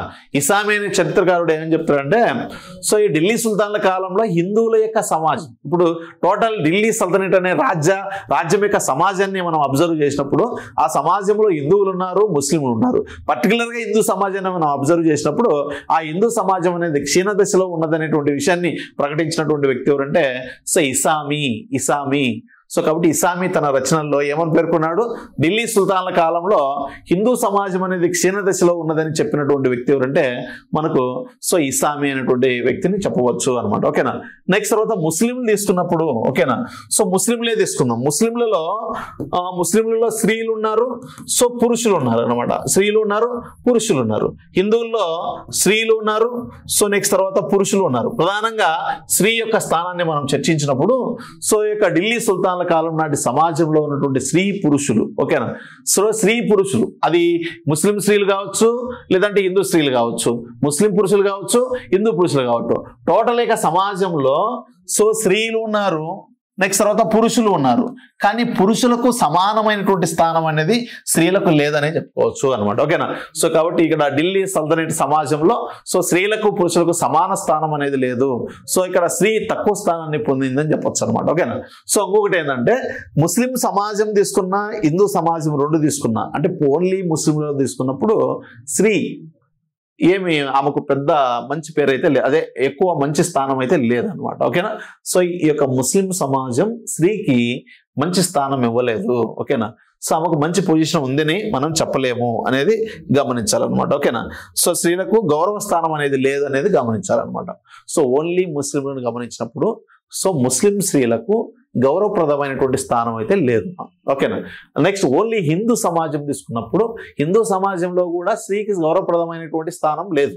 కానీ హిందూ కుటుంబాలలో మాత్రం పర్టికులర్గా కుటుంబంలోకి వెళ్ళినప్పుడు ఈ కుటుంబంలో మాత్రం స్త్రీకి మంచి గౌరవప్రదమైనటువంటి స్థానం ఉన్నట్లుగా మనకు తెలుస్తుంది. ఇప్పుడు ఆ ముస్లిం సమాజం అండ్ హిందూ సమాజం రెండింటినీ చూద్దాం. ఎందుకంటే సమాజంలో ఢిల్లీ సల్తనత్ అనే రాజ్య సమాజంలో ఇద్దరు ఉన్నారనమాట ఓకేనా. ఇద్దరు గురించి మనం డిస్కస్ చేస్తున్నాం అనమాట ఓకేనా. సో కాబట్టి ముస్లిం స్త్రీని తీసుకుందాం. ఇప్పుడు ముస్లిం స్త్రీకి హిందువులలో ఉన్నటువంటి స్త్రీకి మధ్య డిఫరెన్స్ ఏం చూసుకుంటే సో ఇక్కడ ముస్లిం స్త్రీలకు ఓకేనా సో ఏముండేదంటే వాళ్ళు సో పెళ్లి చేసుకున్న తర్వాత సో ఈజీగా విడాకులు ఇచ్చేటువంటి అధికారం ఉండేది వాళ్ళకి, ఓకేనా. సో కానీ హిందూ స్త్రీలలో సో ఒకసారి పెళ్లి చేసుకున్న తర్వాత తన భర్తకు విడాకులు ఇచ్చేటువంటి ఆచారం లేదు, ఓకేనా. ఒకసారి పెళ్లి అయిందంటే సంగతి చనిపోవడం తప్పితే ఇంకా వేరే మార్గం లేదనమాట.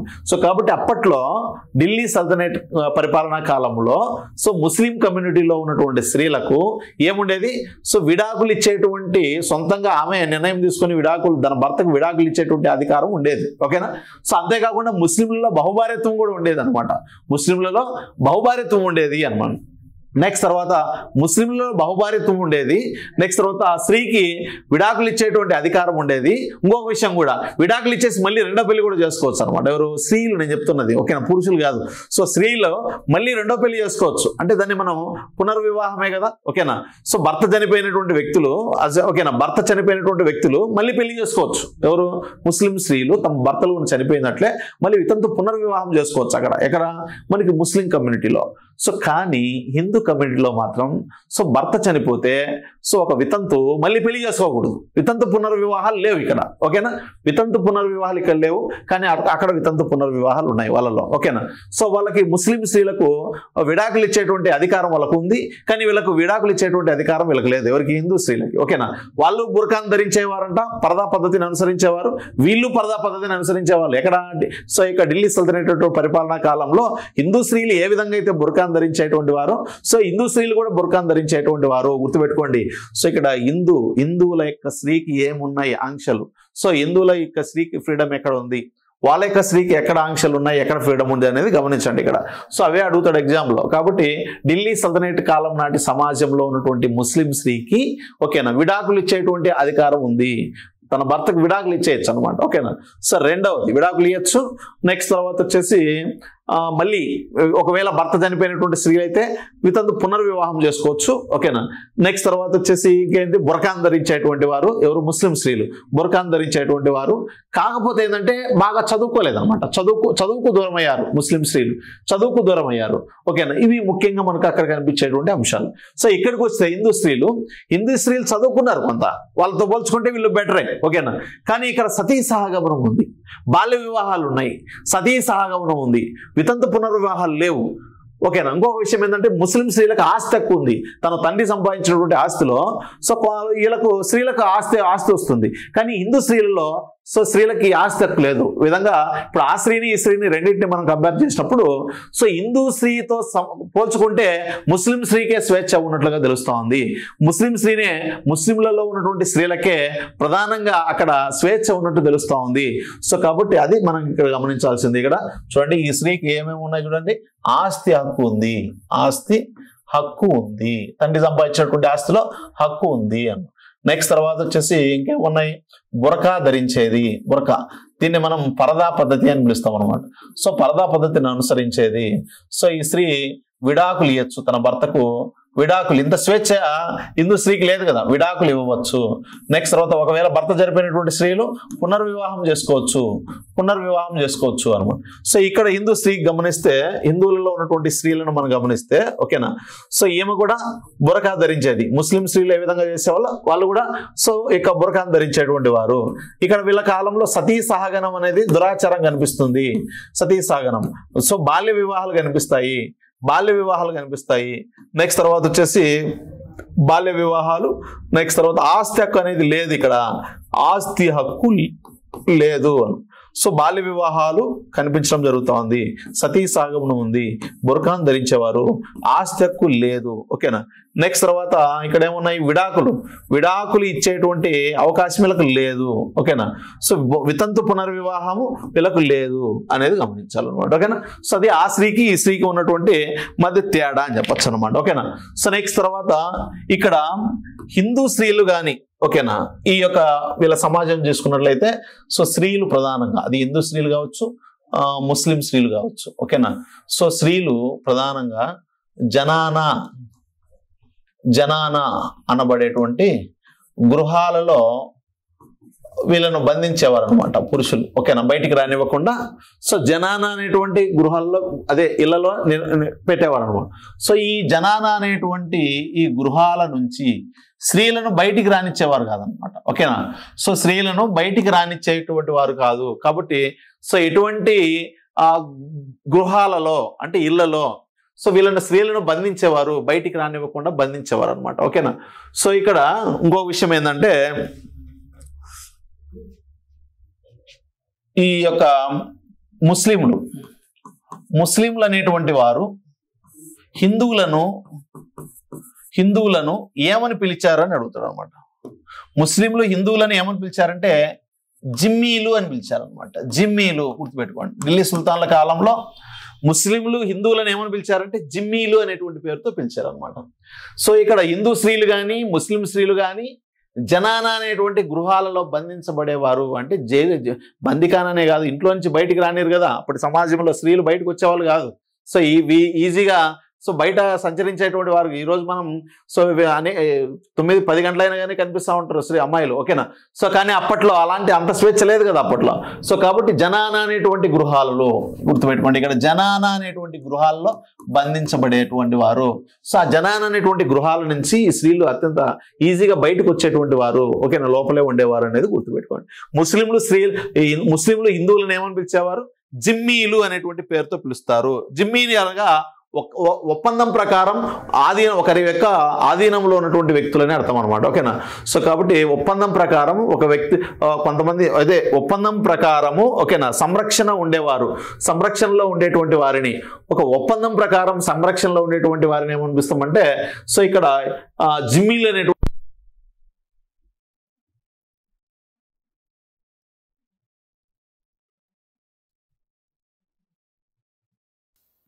ఈ కాలంలో స్త్రీలను ఏం చేసేవాళ్ళంటే జనానా అనబడేటువంటి గృహాల్లో స్త్రీలను బంధించినట్లుగా, వాళ్ళను అక్కడే ఆ జనానా అనేటువంటి గృహాల్లో వాళ్ళను ఉంచినట్లుగా, ఓకేనా.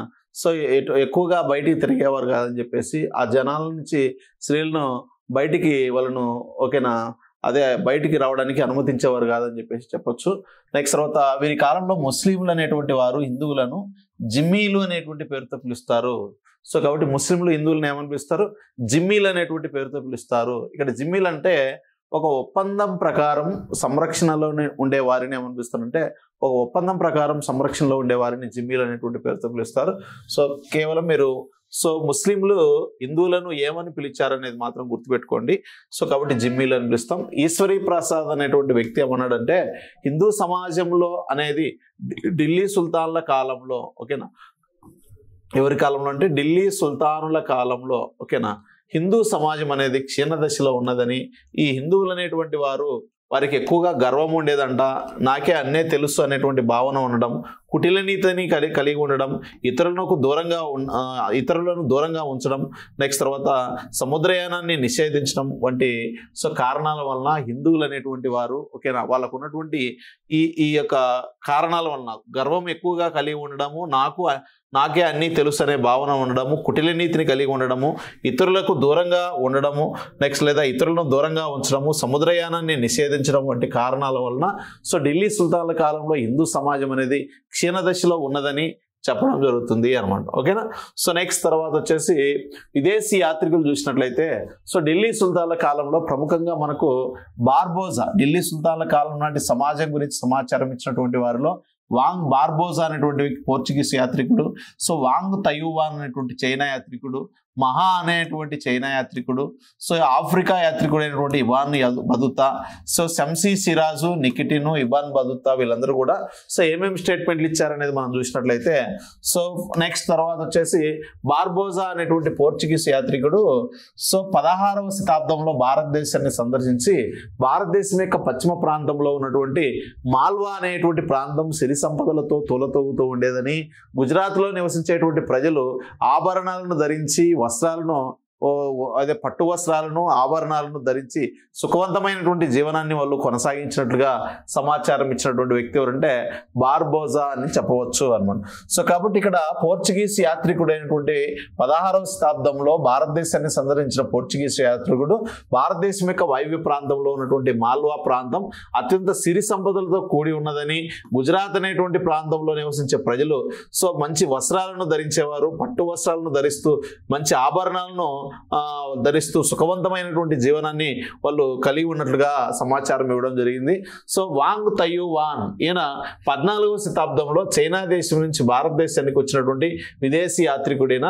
సో ఈయన విదేశీ వ్యాపారులలో మినిమం ఒక 10 మంది సో భారతదేశంలోని ఒరిస్సా ప్రాంతానికి వచ్చి వ్యాపారం చేసుకున్నట్లయితే వారిలో మ్యాక్సిమం 9 మంది వ్యాపారులు ఈ ఒరిస్సా అనేటువంటి ప్రాంతంలోనే సో స్థిర నివాసాన్ని ఏర్పాటు చేసుకుని అక్కడే వాళ్ళు సెటిల్ అయిపోయినట్లుగా మనకు తెలుస్తూ ఉంది అనమాట. అంటే దానికి అర్థం వాళ్ళంతా బాగా వ్యాపారం చేయడానికి సో అనుకూలమైనటువంటి ప్లేస్ అని చెప్పొచ్చు అనమాట ఢిల్లీ సుల్తాన్ల కాలంలో. సో నెక్స్ట్ తర్వాత 3వ యాత్రికుడు ఎవరంటే మహా అనే అనమాట. 3వ యాత్రికుడు మహా అనే అని చెప్పొచ్చు అనమాట. మహా అనే అనమాట. సో ఈయన ఎప్పుడు వచ్చాడంటే 15వ శతాబ్దంలో ఓకేనా.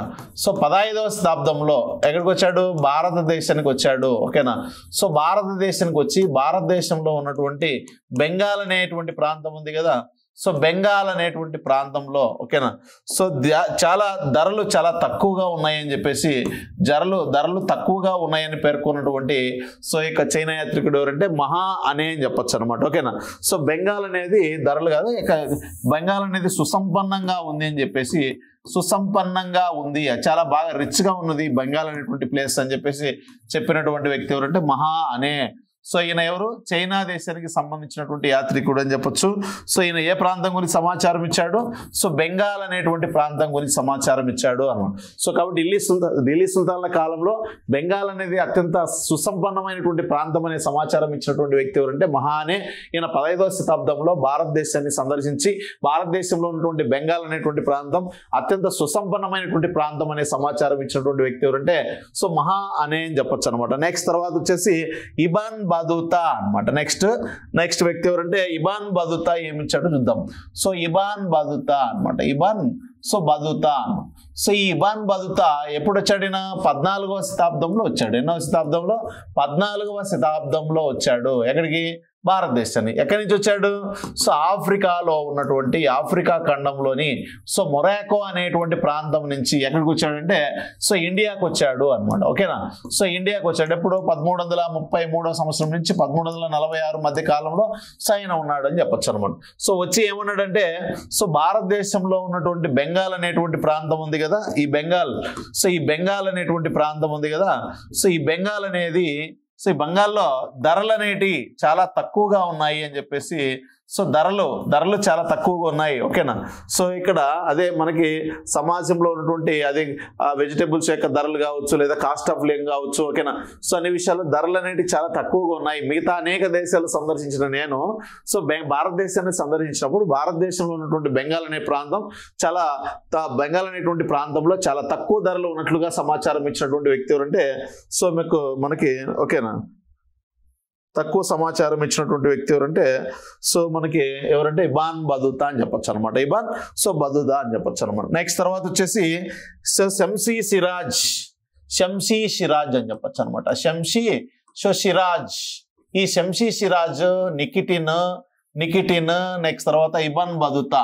సో ఇబాన్ బతుతా ఈ ముగ్గురు ఏం చెప్పారంటే సో భారతదేశంలో ఓకేనా భారతదేశంలో నివసించేటువంటి సో ధనికులకి అండ్ పేదవారికి మధ్య ఉన్నటువంటి అంతరాలను చెప్పినటువంటి అంతరాన్ని సో గురించి ప్రస్తావించినటువంటి సో వ్యక్తులు ఎవరంటే వీళ్ళు. భారతదేశంలో నివసించేటువంటి పేదవారికి ధనికులకు మధ్య ఉన్నటువంటి అంతరాన్ని గురించి సమాచారం ఇచ్చినటువంటి వ్యక్తులు ఎవరంటే శంషీ సిరాజ్ అండ్ సో నికిటిన్ అండ్ ఇబాన్ బతుతా ఈ ముగ్గురు కూడా ఈ సమాచారాన్ని ఇవ్వడం జరిగింది అని చెప్పవచ్చు అనమాట. ఇంతటితో మనకు సమాజం అనేది కంప్లీట్ కావడం జరిగింది. నెక్స్ట్ తర్వాత వచ్చేసి సో మతం తీసుకున్నట్లయితే మతం గురించి మాట్లాడితే మనము ఓకేనా ఫస్ట్ సో మతంలో ఎవరి గురించి చెప్పొచ్చు అంటే ఫస్ట్ ఇల్టుట్మిస్ అనమాట.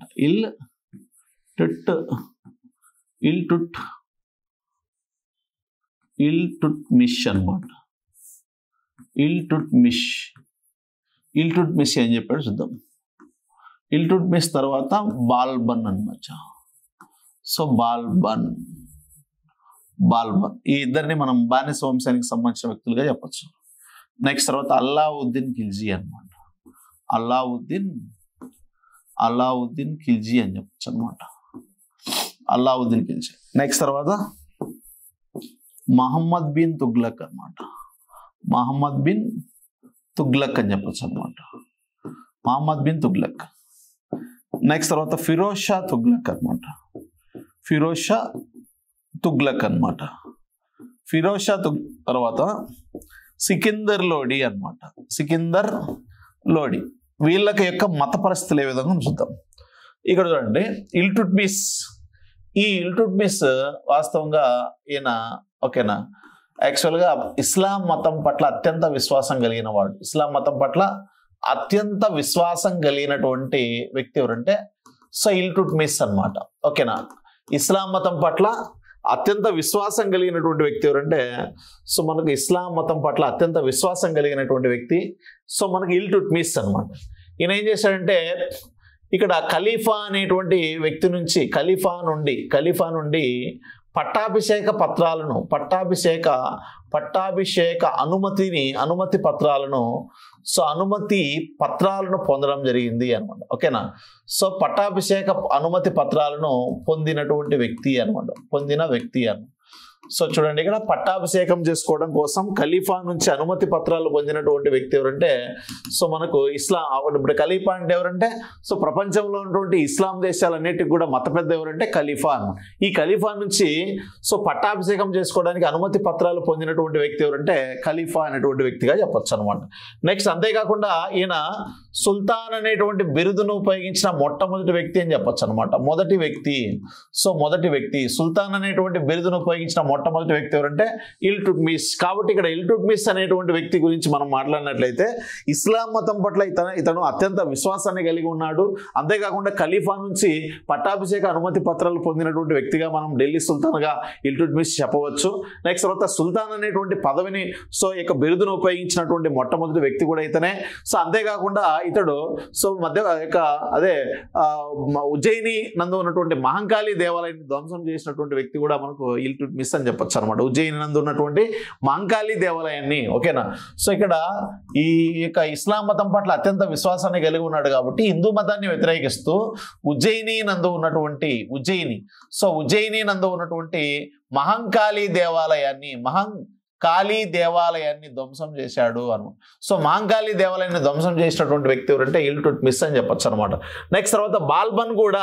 ఓకేనా, సో బాల్బన్ కూడా ఇస్లాం మతం పట్ల విశ్వాసాన్ని కలిగినటువంటి వ్యక్తి అని చెప్పొచ్చు అనమాట. ఇస్లాం మతం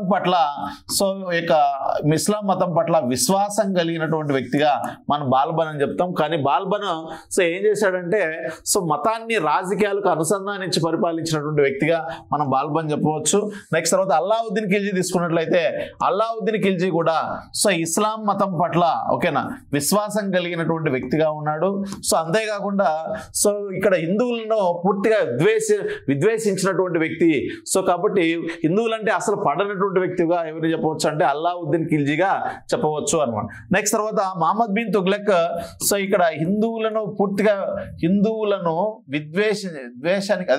విద్వేషించినటువంటి వ్యక్తిగా ఎవరిని చెప్పవచ్చు అంటే అల్లావుద్దీన్ ఖిల్జీ చెప్పవచ్చు అనమాట. సో నెక్స్ట్ తర్వాత వచ్చేసి మహమ్మద్ బిన్ తుగ్లక్ తొలి దశలో సో మత పిచ్చి అనేది పెద్దగా లేదని చెప్పుకోవచ్చు, తక్కువగా ఉందని చెప్పొచ్చు అనమాట. ఇతని యొక్క పరిపాలనా కాలం యొక్క చివరి దశలో మలి దశలో మాత్రం సో అత్యంత మత పిచ్చి కలిగినటువంటి వ్యక్తిగా ఇతన్ని మనం చెప్పవచ్చు అనమాట. సో ఫిరోజ్ షా తుగ్లక్ ఏం చేశాడంటే సో ఫిరోజ్ షా తుగ్లక్ ఓకేనా చూడండి, ఇవన్నీ కూడా ఈ మూడు ఈయనకు సంబంధించి, రెండు ఈయనకు సంబంధించి, సో ఈయనకు సంబంధించి ఇవి ఓకేనా. సో ఇవన్నీ కూడా ఈయనకు సంబంధించినవి అని చెప్పొచ్చు అనమాట. ఫిరోజ్ షా తుగ్లక్ ఈయన యాక్చువల్గా హిందూ స్త్రీకి జన్మించినటువంటి వ్యక్తిగా చెప్పొచ్చు అనమాట. హిందూ స్త్రీకి జన్మించాడు, అయినప్పటికీ భారతదేశాన్ని మత సహిత రాజ్యంగా మార్చడం జరిగింది. భారతదేశాన్ని మత సహిత రాజ్యంగా మార్చినటువంటి వ్యక్తి ఎవరంటే ఫిరోజ్ షా తుగ్లక్ అని చెప్పవచ్చు అనమాట. ఓకేనా, సో భారతదేశాన్ని మత సహిత రాజ్యంగా మార్చాడు. హిందూ స్త్రీలను ఓకేనా హిందూ స్త్రీకి జన్మించినటువంటి వ్యక్తి అయినప్పటికీ భారతదేశాన్ని మత మతసహిత రాజ్యంగా మార్చాడు. అంతేకాకుండా ఈయన ఏం చేశాడంటే హిందువుల మీద జిజియా పన్నును కూడా విధించడం జరిగింది.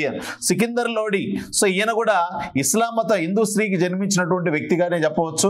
అయినా కానీ ఈయన కూడా సో మతమును అంటే ఇస్లాం మతమును రాజకీయాలకు అనుసంధానించి పరిపాలించినటువంటి ఢిల్లీ సుల్తాన్గా సో సికిందర్ లోడి చెప్పవచ్చు అనమాట. ఓకేనా. కాబట్టి ఇల్టుట్మిస్ యొక్క మెంటాలిటీ ఏంటి, బాల్బన్ ఏం చేశాడు, అల్లావుద్దీన్ ఖిల్జీ ఎలా ఉన్నాడు, సో ఇక్కడ ఇస్లాం మతానికి ఫేవర్గా ఉంటూ హిందువులను వ్యతిరేకించాడా లేదా ఇస్లాం మతాన్ని వ్యతిరేకించి సో హిందూ మతాన్ని కూడా ఫేవర్గా ఉన్నాడా సో అనేటువంటి ఇతని యొక్క మెంటాలిటీ గురించి మనం డిస్కస్ చేయాలన్నమాట. ఇది మతానికి సంబంధించి. సో నెక్స్ట్ తర్వాత వీళ్ళ కాలంలో ఉపయోగించినటువంటి భాషను మనం గమనించినట్లయితే సో వీరి కాలంలో ఉన్నటువంటి భాషను ఏమనిపిస్తామంటే వీళ్ళ యొక్క అధికార భాష ఏది అన్నప్పుడు అధికార భాష ఏదంటే సో మనకు పారసీకము అని చెప్పొచ్చు అనమాట. పారసీక భాష అన్నమాట. సో పారసీకము లేక అధికార భాషగా చెప్పొచ్చు. కానీ వీరి కాలంలో దక్షిణ భారతదేశం నందు సైనిక శిబిరాల నుండి ఉద్భవించినటువంటి భాష ఏదంటే ఉర్దూ భాష అని చెప్పొచ్చు అనమాట. ఉర్దూ భాష. సో కాబట్టి దక్షిణ భారతదేశంలో ఏమంటుంది చూడండి, ఇక్కడ దక్షిణ భారతదేశంలో సైనిక శిబిరాల నుంచి ఉద్భవించినటువంటి భాష ఉర్దూ భాష. ఈ ఉర్దూ భాష ఏ భాషల యొక్క సమ్మేళనంగా చెప్పవచ్చు అంటే ఒకటి హిందీ భాష, పారసీక భాష, సో పారసీక భాష, అరబిక్ భాష అనమాట. ఈ మూడు భాషల యొక్క సమ్మేళనమే ఏదంటే సో మనకు ఉర్దూ భాష అని చెప్పొచ్చు అనమాట. సో కాబట్టి దక్షిణ భారతదేశంలో సైనిక శిబిరాల నుంచి ఉద్భవించినటువంటి భాష ఏదంటే ఉర్దూ భాష. అది ఎవరి కాలంలో, ఢిల్లీ సుల్తాన్ల కాలంలో దక్షిణ భారతదేశంలో సైనిక శిబిరాల నుంచి ఉద్భవించినటువంటి భాష ఏదంటే ఉర్దూ భాష. ఈ ఉర్దూ భాష హిందీ, పారసీక, అరబిక్ భాషల యొక్క సమ్మేళనంగా చెప్పవచ్చు. అంతేకాకుండా వీళ్ళ యొక్క అధికార భాష ఏదంటే పారసీక భాషగా మనం చెప్పవచ్చు. పారసీక సో భాషగా చెప్పవచ్చు అని చెప్పొచ్చు అనమాట. ఓకేనా. సో ఇది నెక్స్ట్ తర్వాత వచ్చేసి సో వీరి కాలంలో ఉన్నటువంటి వాస్తు శిల్పం గురించి మాట్లాడదాం మనం. ఓకేనా. సో వాస్తు శిల్పం, వీరి కాలంలో వాస్తు శిల్పం ఏ విధంగా చూద్దాం. వాస్తు శిల్పము అన్నమాట. వీరు తమ కట్టడాల నిర్మాణం నందు ఓకేనా ఎవరు ఢిల్లీ సుల్తానులు. ఓకేనా. సో ఢిల్లీ సుల్తానులు ఎవరు, ఢిల్లీ సుల్తానులు. ఓకేనా. ఢిల్లీ సుల్తానులు సో తమ కట్టడాల నిర్మాణం నందు ఓకేనా కట్టడాల నిర్మాణము నందు ఢిల్లీ సుల్తాన్ల యొక్క కట్టడాల నిర్మాణం నందు కనిపించే ముఖ్య లక్షణాలు, నిర్మాణం నందు కనిపించేటువంటి ముఖ్య లక్షణాలు ఏవి అన్నప్పుడు సో ముఖ్య లక్షణాలు అన్నమాట. సో ఏమేం కనిపిస్తాయి వీళ్ళ యొక్క నిర్మాణాల్లో, ముఖ్యంగా ఏం కనిపిస్తాయి అంటే సో అంశాలను గురించి మనం నేర్చుకోవాలన్నమాట. ఒకటి ముఖ్యమైనటువంటి అంశం ఏంటంటే సో ఓకేనా పాలరాయి అనమాట. పాలరాయిని ఉపయోగించడం అనమాట. సో పాలరాయిని ఎక్కువగా యూజ్ చేశారు. నెక్స్ట్ తర్వాత తెలుపు ఇసుక రాయిని ఉపయోగించారు వీళ్ళ యొక్క కట్టడాల్లో. నెక్స్ట్ తర్వాత పసుపు ఇసుక రాయి. సో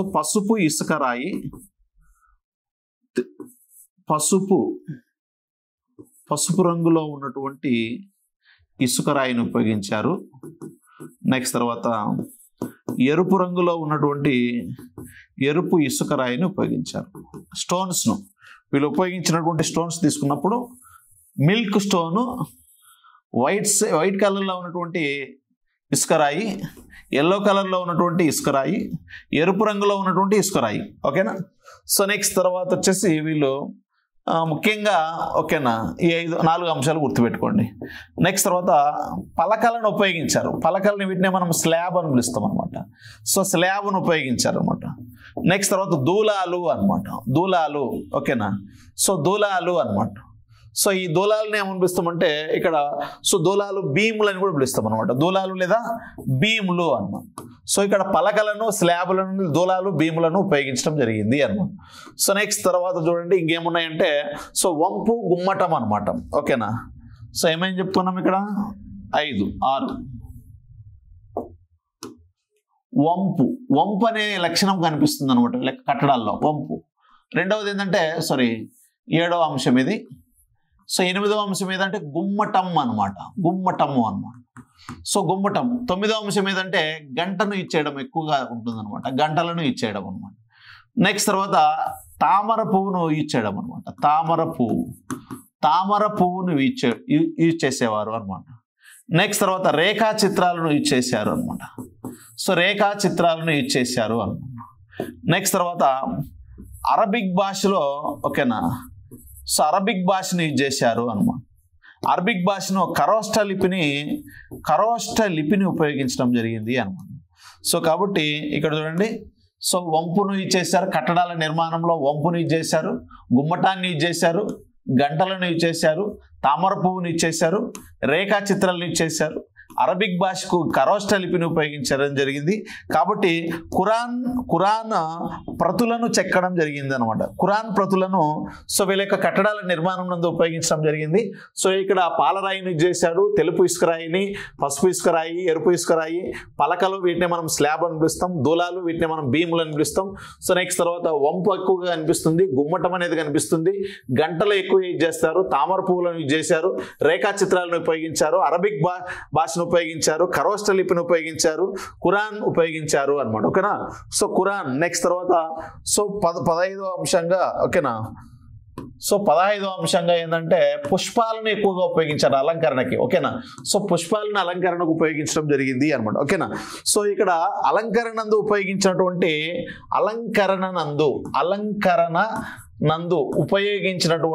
ఉపయోగించినటువంటి పరికరాలు ఏవైతే ఉన్నాయో, సో పరికరాలు ఓకేనా, సో పరికరాలు ఏవైతే ఉన్నాయో ఆ పరికరాలను ఏమని పిలుస్తామంటే అరబిస్కో అనేటువంటి పేరుతో పిలుస్తాం. అరబిస్కో ఓకేనా.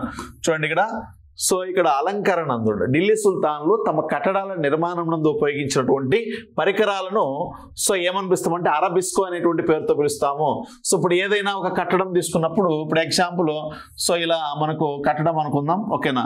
సో వీళ్ళకి సంబంధించినటువంటి కట్టడం ఓకేనా, ఎవరిది ఢిల్లీ సుల్తాన్లకు సంబంధించినటువంటి కట్టడం అనుకున్నప్పుడు దీంట్లో ప్రధానంగా నువ్వు ఏం అబ్జర్వ్ చేయాలంటే, సో ఇక్కడ ఏం అబ్జర్వ్ చేయాలంటే అదే మనకి ఒక కట్టడమే తీసుకుందాం, ఇలా ఉంటుందని. ఓకేనా. నెక్స్ట్ తర్వాత ఇక్కడ సో ఈ విధంగా మనకు ఓకేనా 4 సైడ్ 4 మినార్లు ఉంటాయనో ఈ విధంగా. సో ఈ కట్టడాన్ని నువ్వు అబ్జర్వ్ చేసినప్పుడు నీకు ఈ కట్టడంలో వంపు కనిపించాలి, గుమ్మటం కనిపించాలి. ఓకేనా. సో దీని మీద ఏం కనిపిస్తుంది మనకు, గుమ్మటం కనిపిస్తుంది అనమాట. సో ఇది మనకు క్లారిటీ రావడం లేదు. ఓకేనా. సో కాబట్టి గుమ్మటం, ఇప్పుడు ఎగ్జాంపుల్ ఈ విధంగా ఉంది. సో దీని ఈ విధంగా ఉన్నదాన్ని మనం ఏమనిపిస్తామంటే గుమ్మటం అని పిలుస్తాం అనమాట. గుమ్మటం. సో కాబట్టి అదే గుమ్మటానికి 2 ఉంటే 2 డబుల్ డోమ్ అని పిలుస్తాం, గుమ్మటాన్ని డోమ్ అని పిలుస్తాం అనమాట. వంపు అనమాట. ఓకేనా. సో దీన్ని మనం వంపు అని పిలుస్తాం అనమాట. సో నెక్స్ట్ తర్వాత గుమ్మటం అని పిలుస్తాం, గంట యూజ్ చేయడం అనమాట. సో తామర పువ్వులను యూజ్ చేయడము కట్టడంలో, సో రేఖా చిత్రాలను యూజ్ చేయడము, అరబిక్ భాషను ఉపయోగించడము, ఆ భాషలో ఖరోష్ట లిపిని ఉపయోగించడము, నెక్స్ట్ ఖురాన్ ప్రతులను సో రాయడము ఓకేనా కట్టడాల మీద. సో అలంకరణందు ఉపయోగించినటువంటి పరికరాలను టూల్స్ ఏమనిపిస్తామంటే అరబిస్కో అని పిలుస్తాము. పుష్పాలను ఉపయోగించారు, పాలరాయిని యూజ్ చేశారు, తెలుపు ఇసుకరాయిని యూజ్ చేశారు, పసుపు ఇసుకరాయిని ఉపయోగించారు, ఎర్ర ఇసుకరాయిని ఉపయోగించారు, పలకలు లేదా స్లాబ్ను ఉపయోగించారు, దూలాలను లేదా భీములను ఉపయోగించడం జరిగింది. ఇవన్నీ కూడా వీళ్ళ యొక్క వాస్తు లేదా కట్టడాల నిర్మాణం నందు ఉపయోగించినటువంటి సో ప్రధానమైనటువంటి అంశాలుగా మనం చెప్పవచ్చు అనమాట. ఓకేనా. సో నెక్స్ట్ తర్వాత ఇప్పుడు ఎగ్జాంపుల్ మనకు ఒక్కొక్క రాజవంశం గురించి చూద్దాం. ఫస్ట్ రాజవంశం ఏదంటే సో బానిస వంశము అనమాట. బానిస సో వంశం తీసుకున్నట్లయితే బానిస వంశంలో మనకు ప్రధానంగా 2 వ్యక్తుల గురించి మనం మాట్లాడతాం అనమాట. ఓకేనా. సో ఒకడెవరంటే సో కుతుబుద్దీన్ ఐబక్ అని చెప్పొచ్చు అనమాట. కుతుబుద్దీన్ ఐబక్ అనమాట. కుతుబుద్దీన్ ఐబక్ అని చెప్పొచ్చు అనమాట. ఈయన యొక్క కట్టడాలు చూద్దాం. నెక్స్ట్ రెండవది ఏంటంటే ఇల్టుట్మిష్ అనమాట. ఇల్టుట్మిష్ అనమాట. ఈ ఇల్టుట్మిష్ యొక్క కట్టడాలు ఏమేమి ఉన్నాయి, ఆయన యొక్క కట్టడాలు ఏంటో చూద్దాం. సో ఈయనకు సంబంధించి ఓకేనా,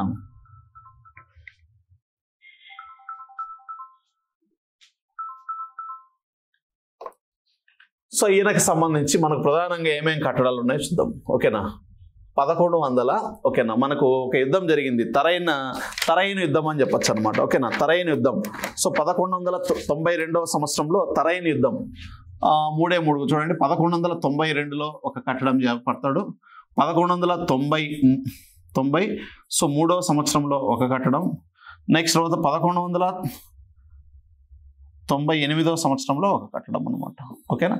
సో 1192లో ఒక కట్టడం, సో 93లో ఒక కట్టడం, నెక్స్ట్ తర్వాత 98లో ఒక కట్టడం. 3 రకాల కట్టడాలు మనకు కనిపిస్తాయి కుతుబుద్దీన్ ఐబక్ సంబంధించి. చూడండి ఇక్కడ. సో ఫస్ట్ది ఏంటంటే ఇక్కడ 1192వ సంవత్సరంలో అజ్మీర్ అనేటువంటి పట్టణం. ఏంటి అజ్మీర్?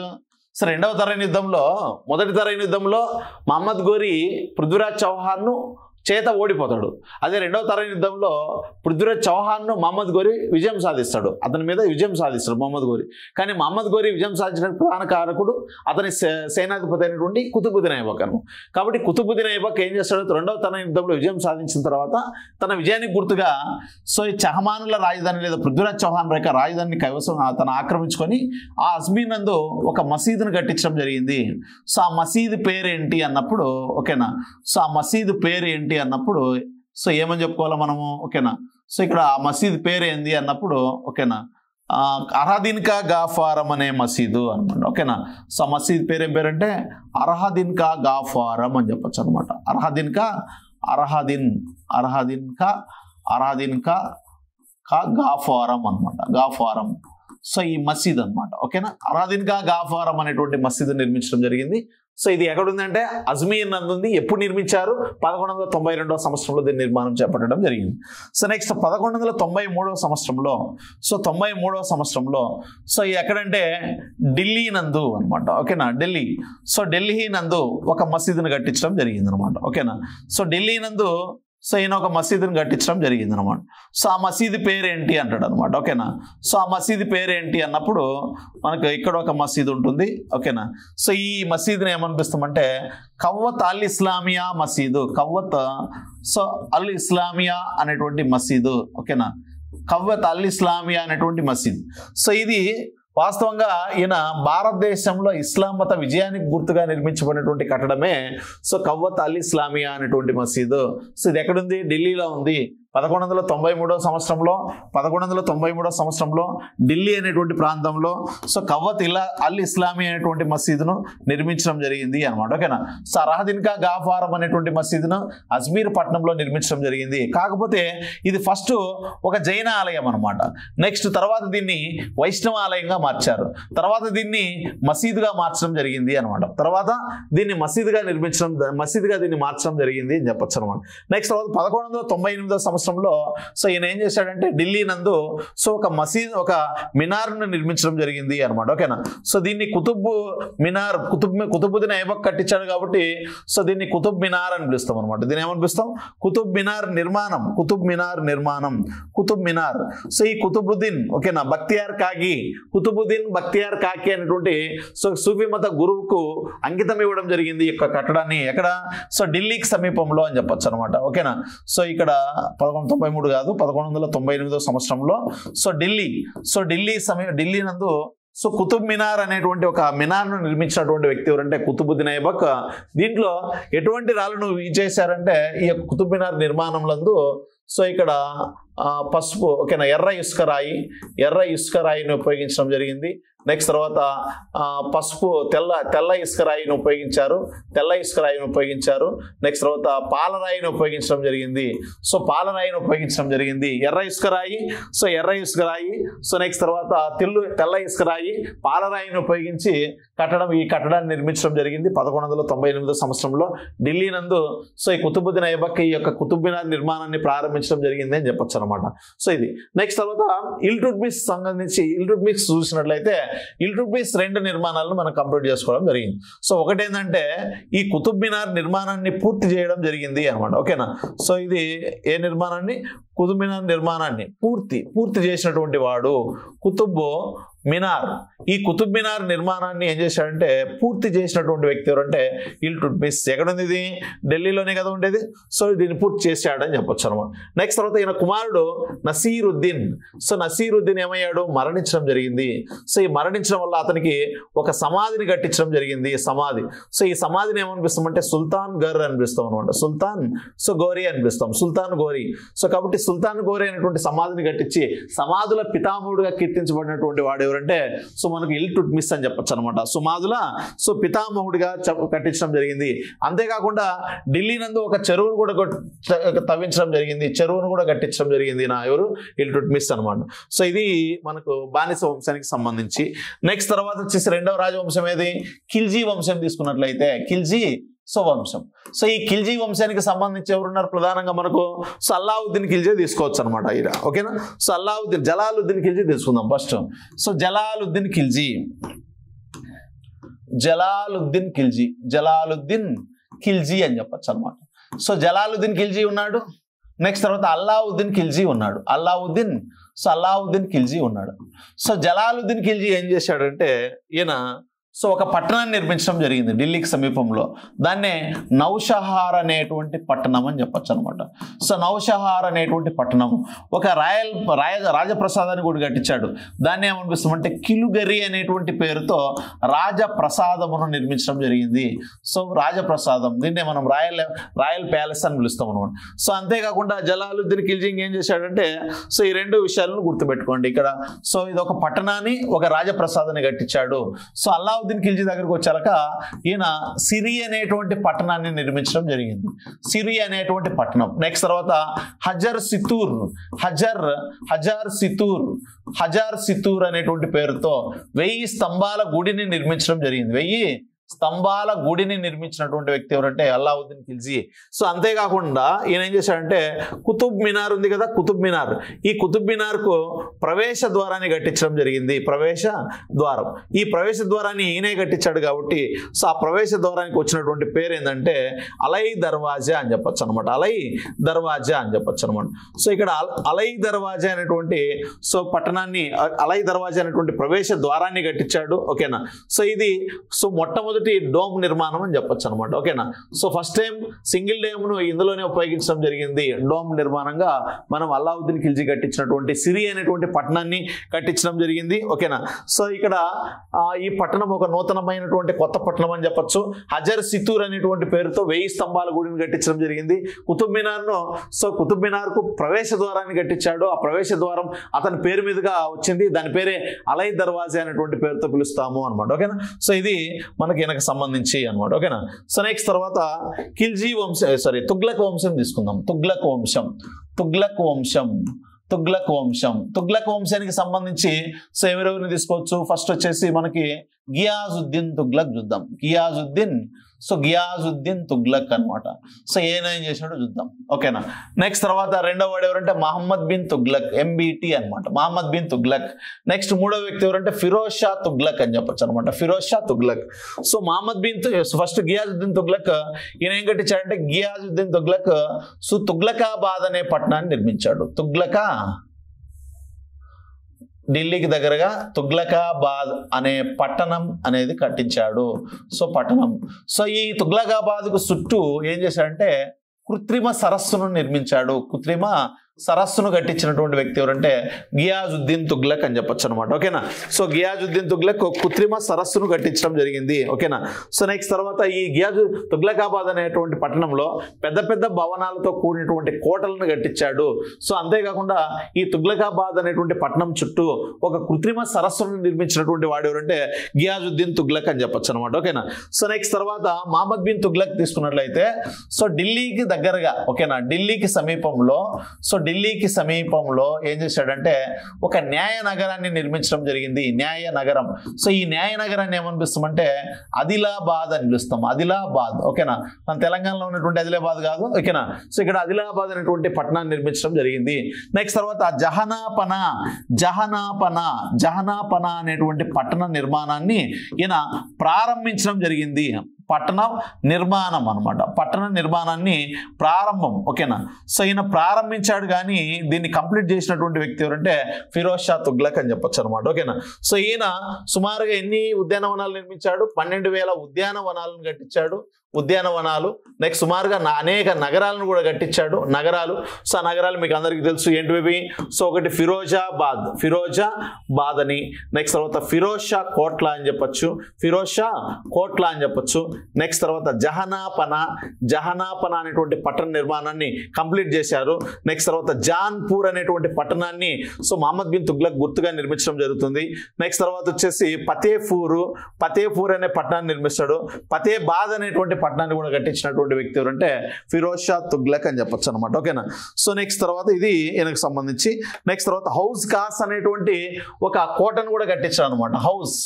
హౌస్ కాస్ అనేటువంటి పేరుతో ఒక కోటను కట్టించినటువంటి వ్యక్తి ఎవరంటే ఫిరోజ్ షా తుగ్లక్ అని చెప్పొచ్చు అనమాట. ఫిరోజ్ షా తుగ్లక్ అనేటువంటి వ్యక్తి ఈ యొక్క కోటను కట్టించడం జరిగింది అనమాట. ఓకేనా.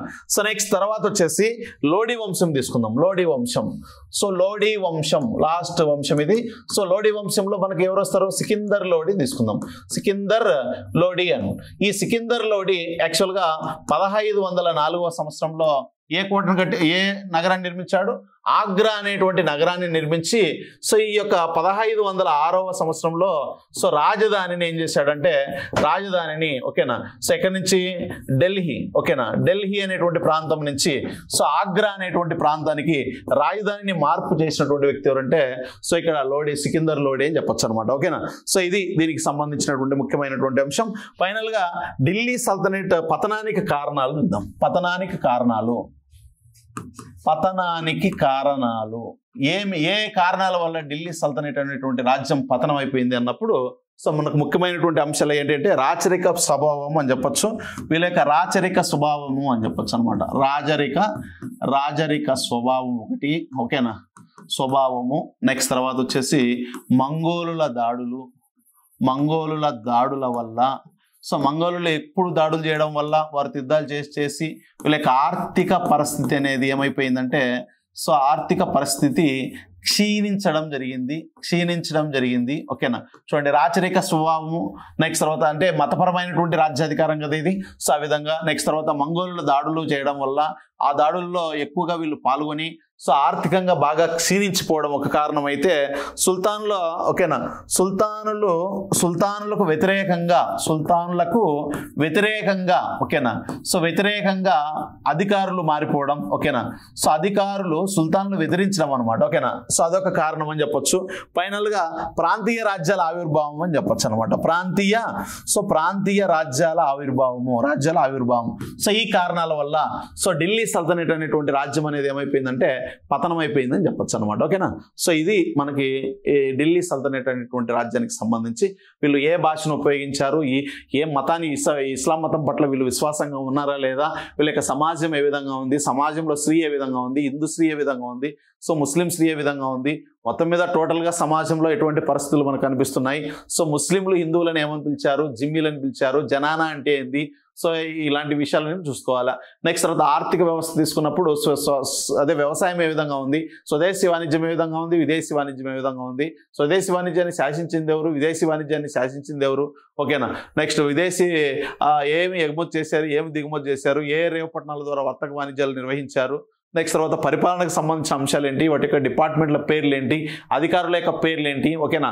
సో వీళ్ళ కాలంలో రాజ్య విభాగాలు ఏంటి, రాజ్య విభాగాలపై అధిపతులు ఎవరున్నారు, సో రాజకీయంగా ఎన్ని రాజవంశాలు పరిపాలించాయి, చివరి రాజవంశం, మొదటి రాజవంశం, గొప్ప రాజవంశం, ఎక్కువ విస్తీర్ణం పరిపాలించింది, తక్కువ విస్తీర్ణం పరిపాలించింది, ఎక్కువ కాలం పరిపాలించింది, తక్కువ కాలం పరిపాలించింది, ఎక్కువ సుల్తాన్లు ఉండేది, తక్కువ సుల్తాన్లు ఉండేది, అసలు ఢిల్లీ సల్తనట్ రాజ్య స్థాపన ఎప్పుడు జరిగింది, ఇవన్నీ కూడా మనం చెప్పుకోవడం జరిగింది.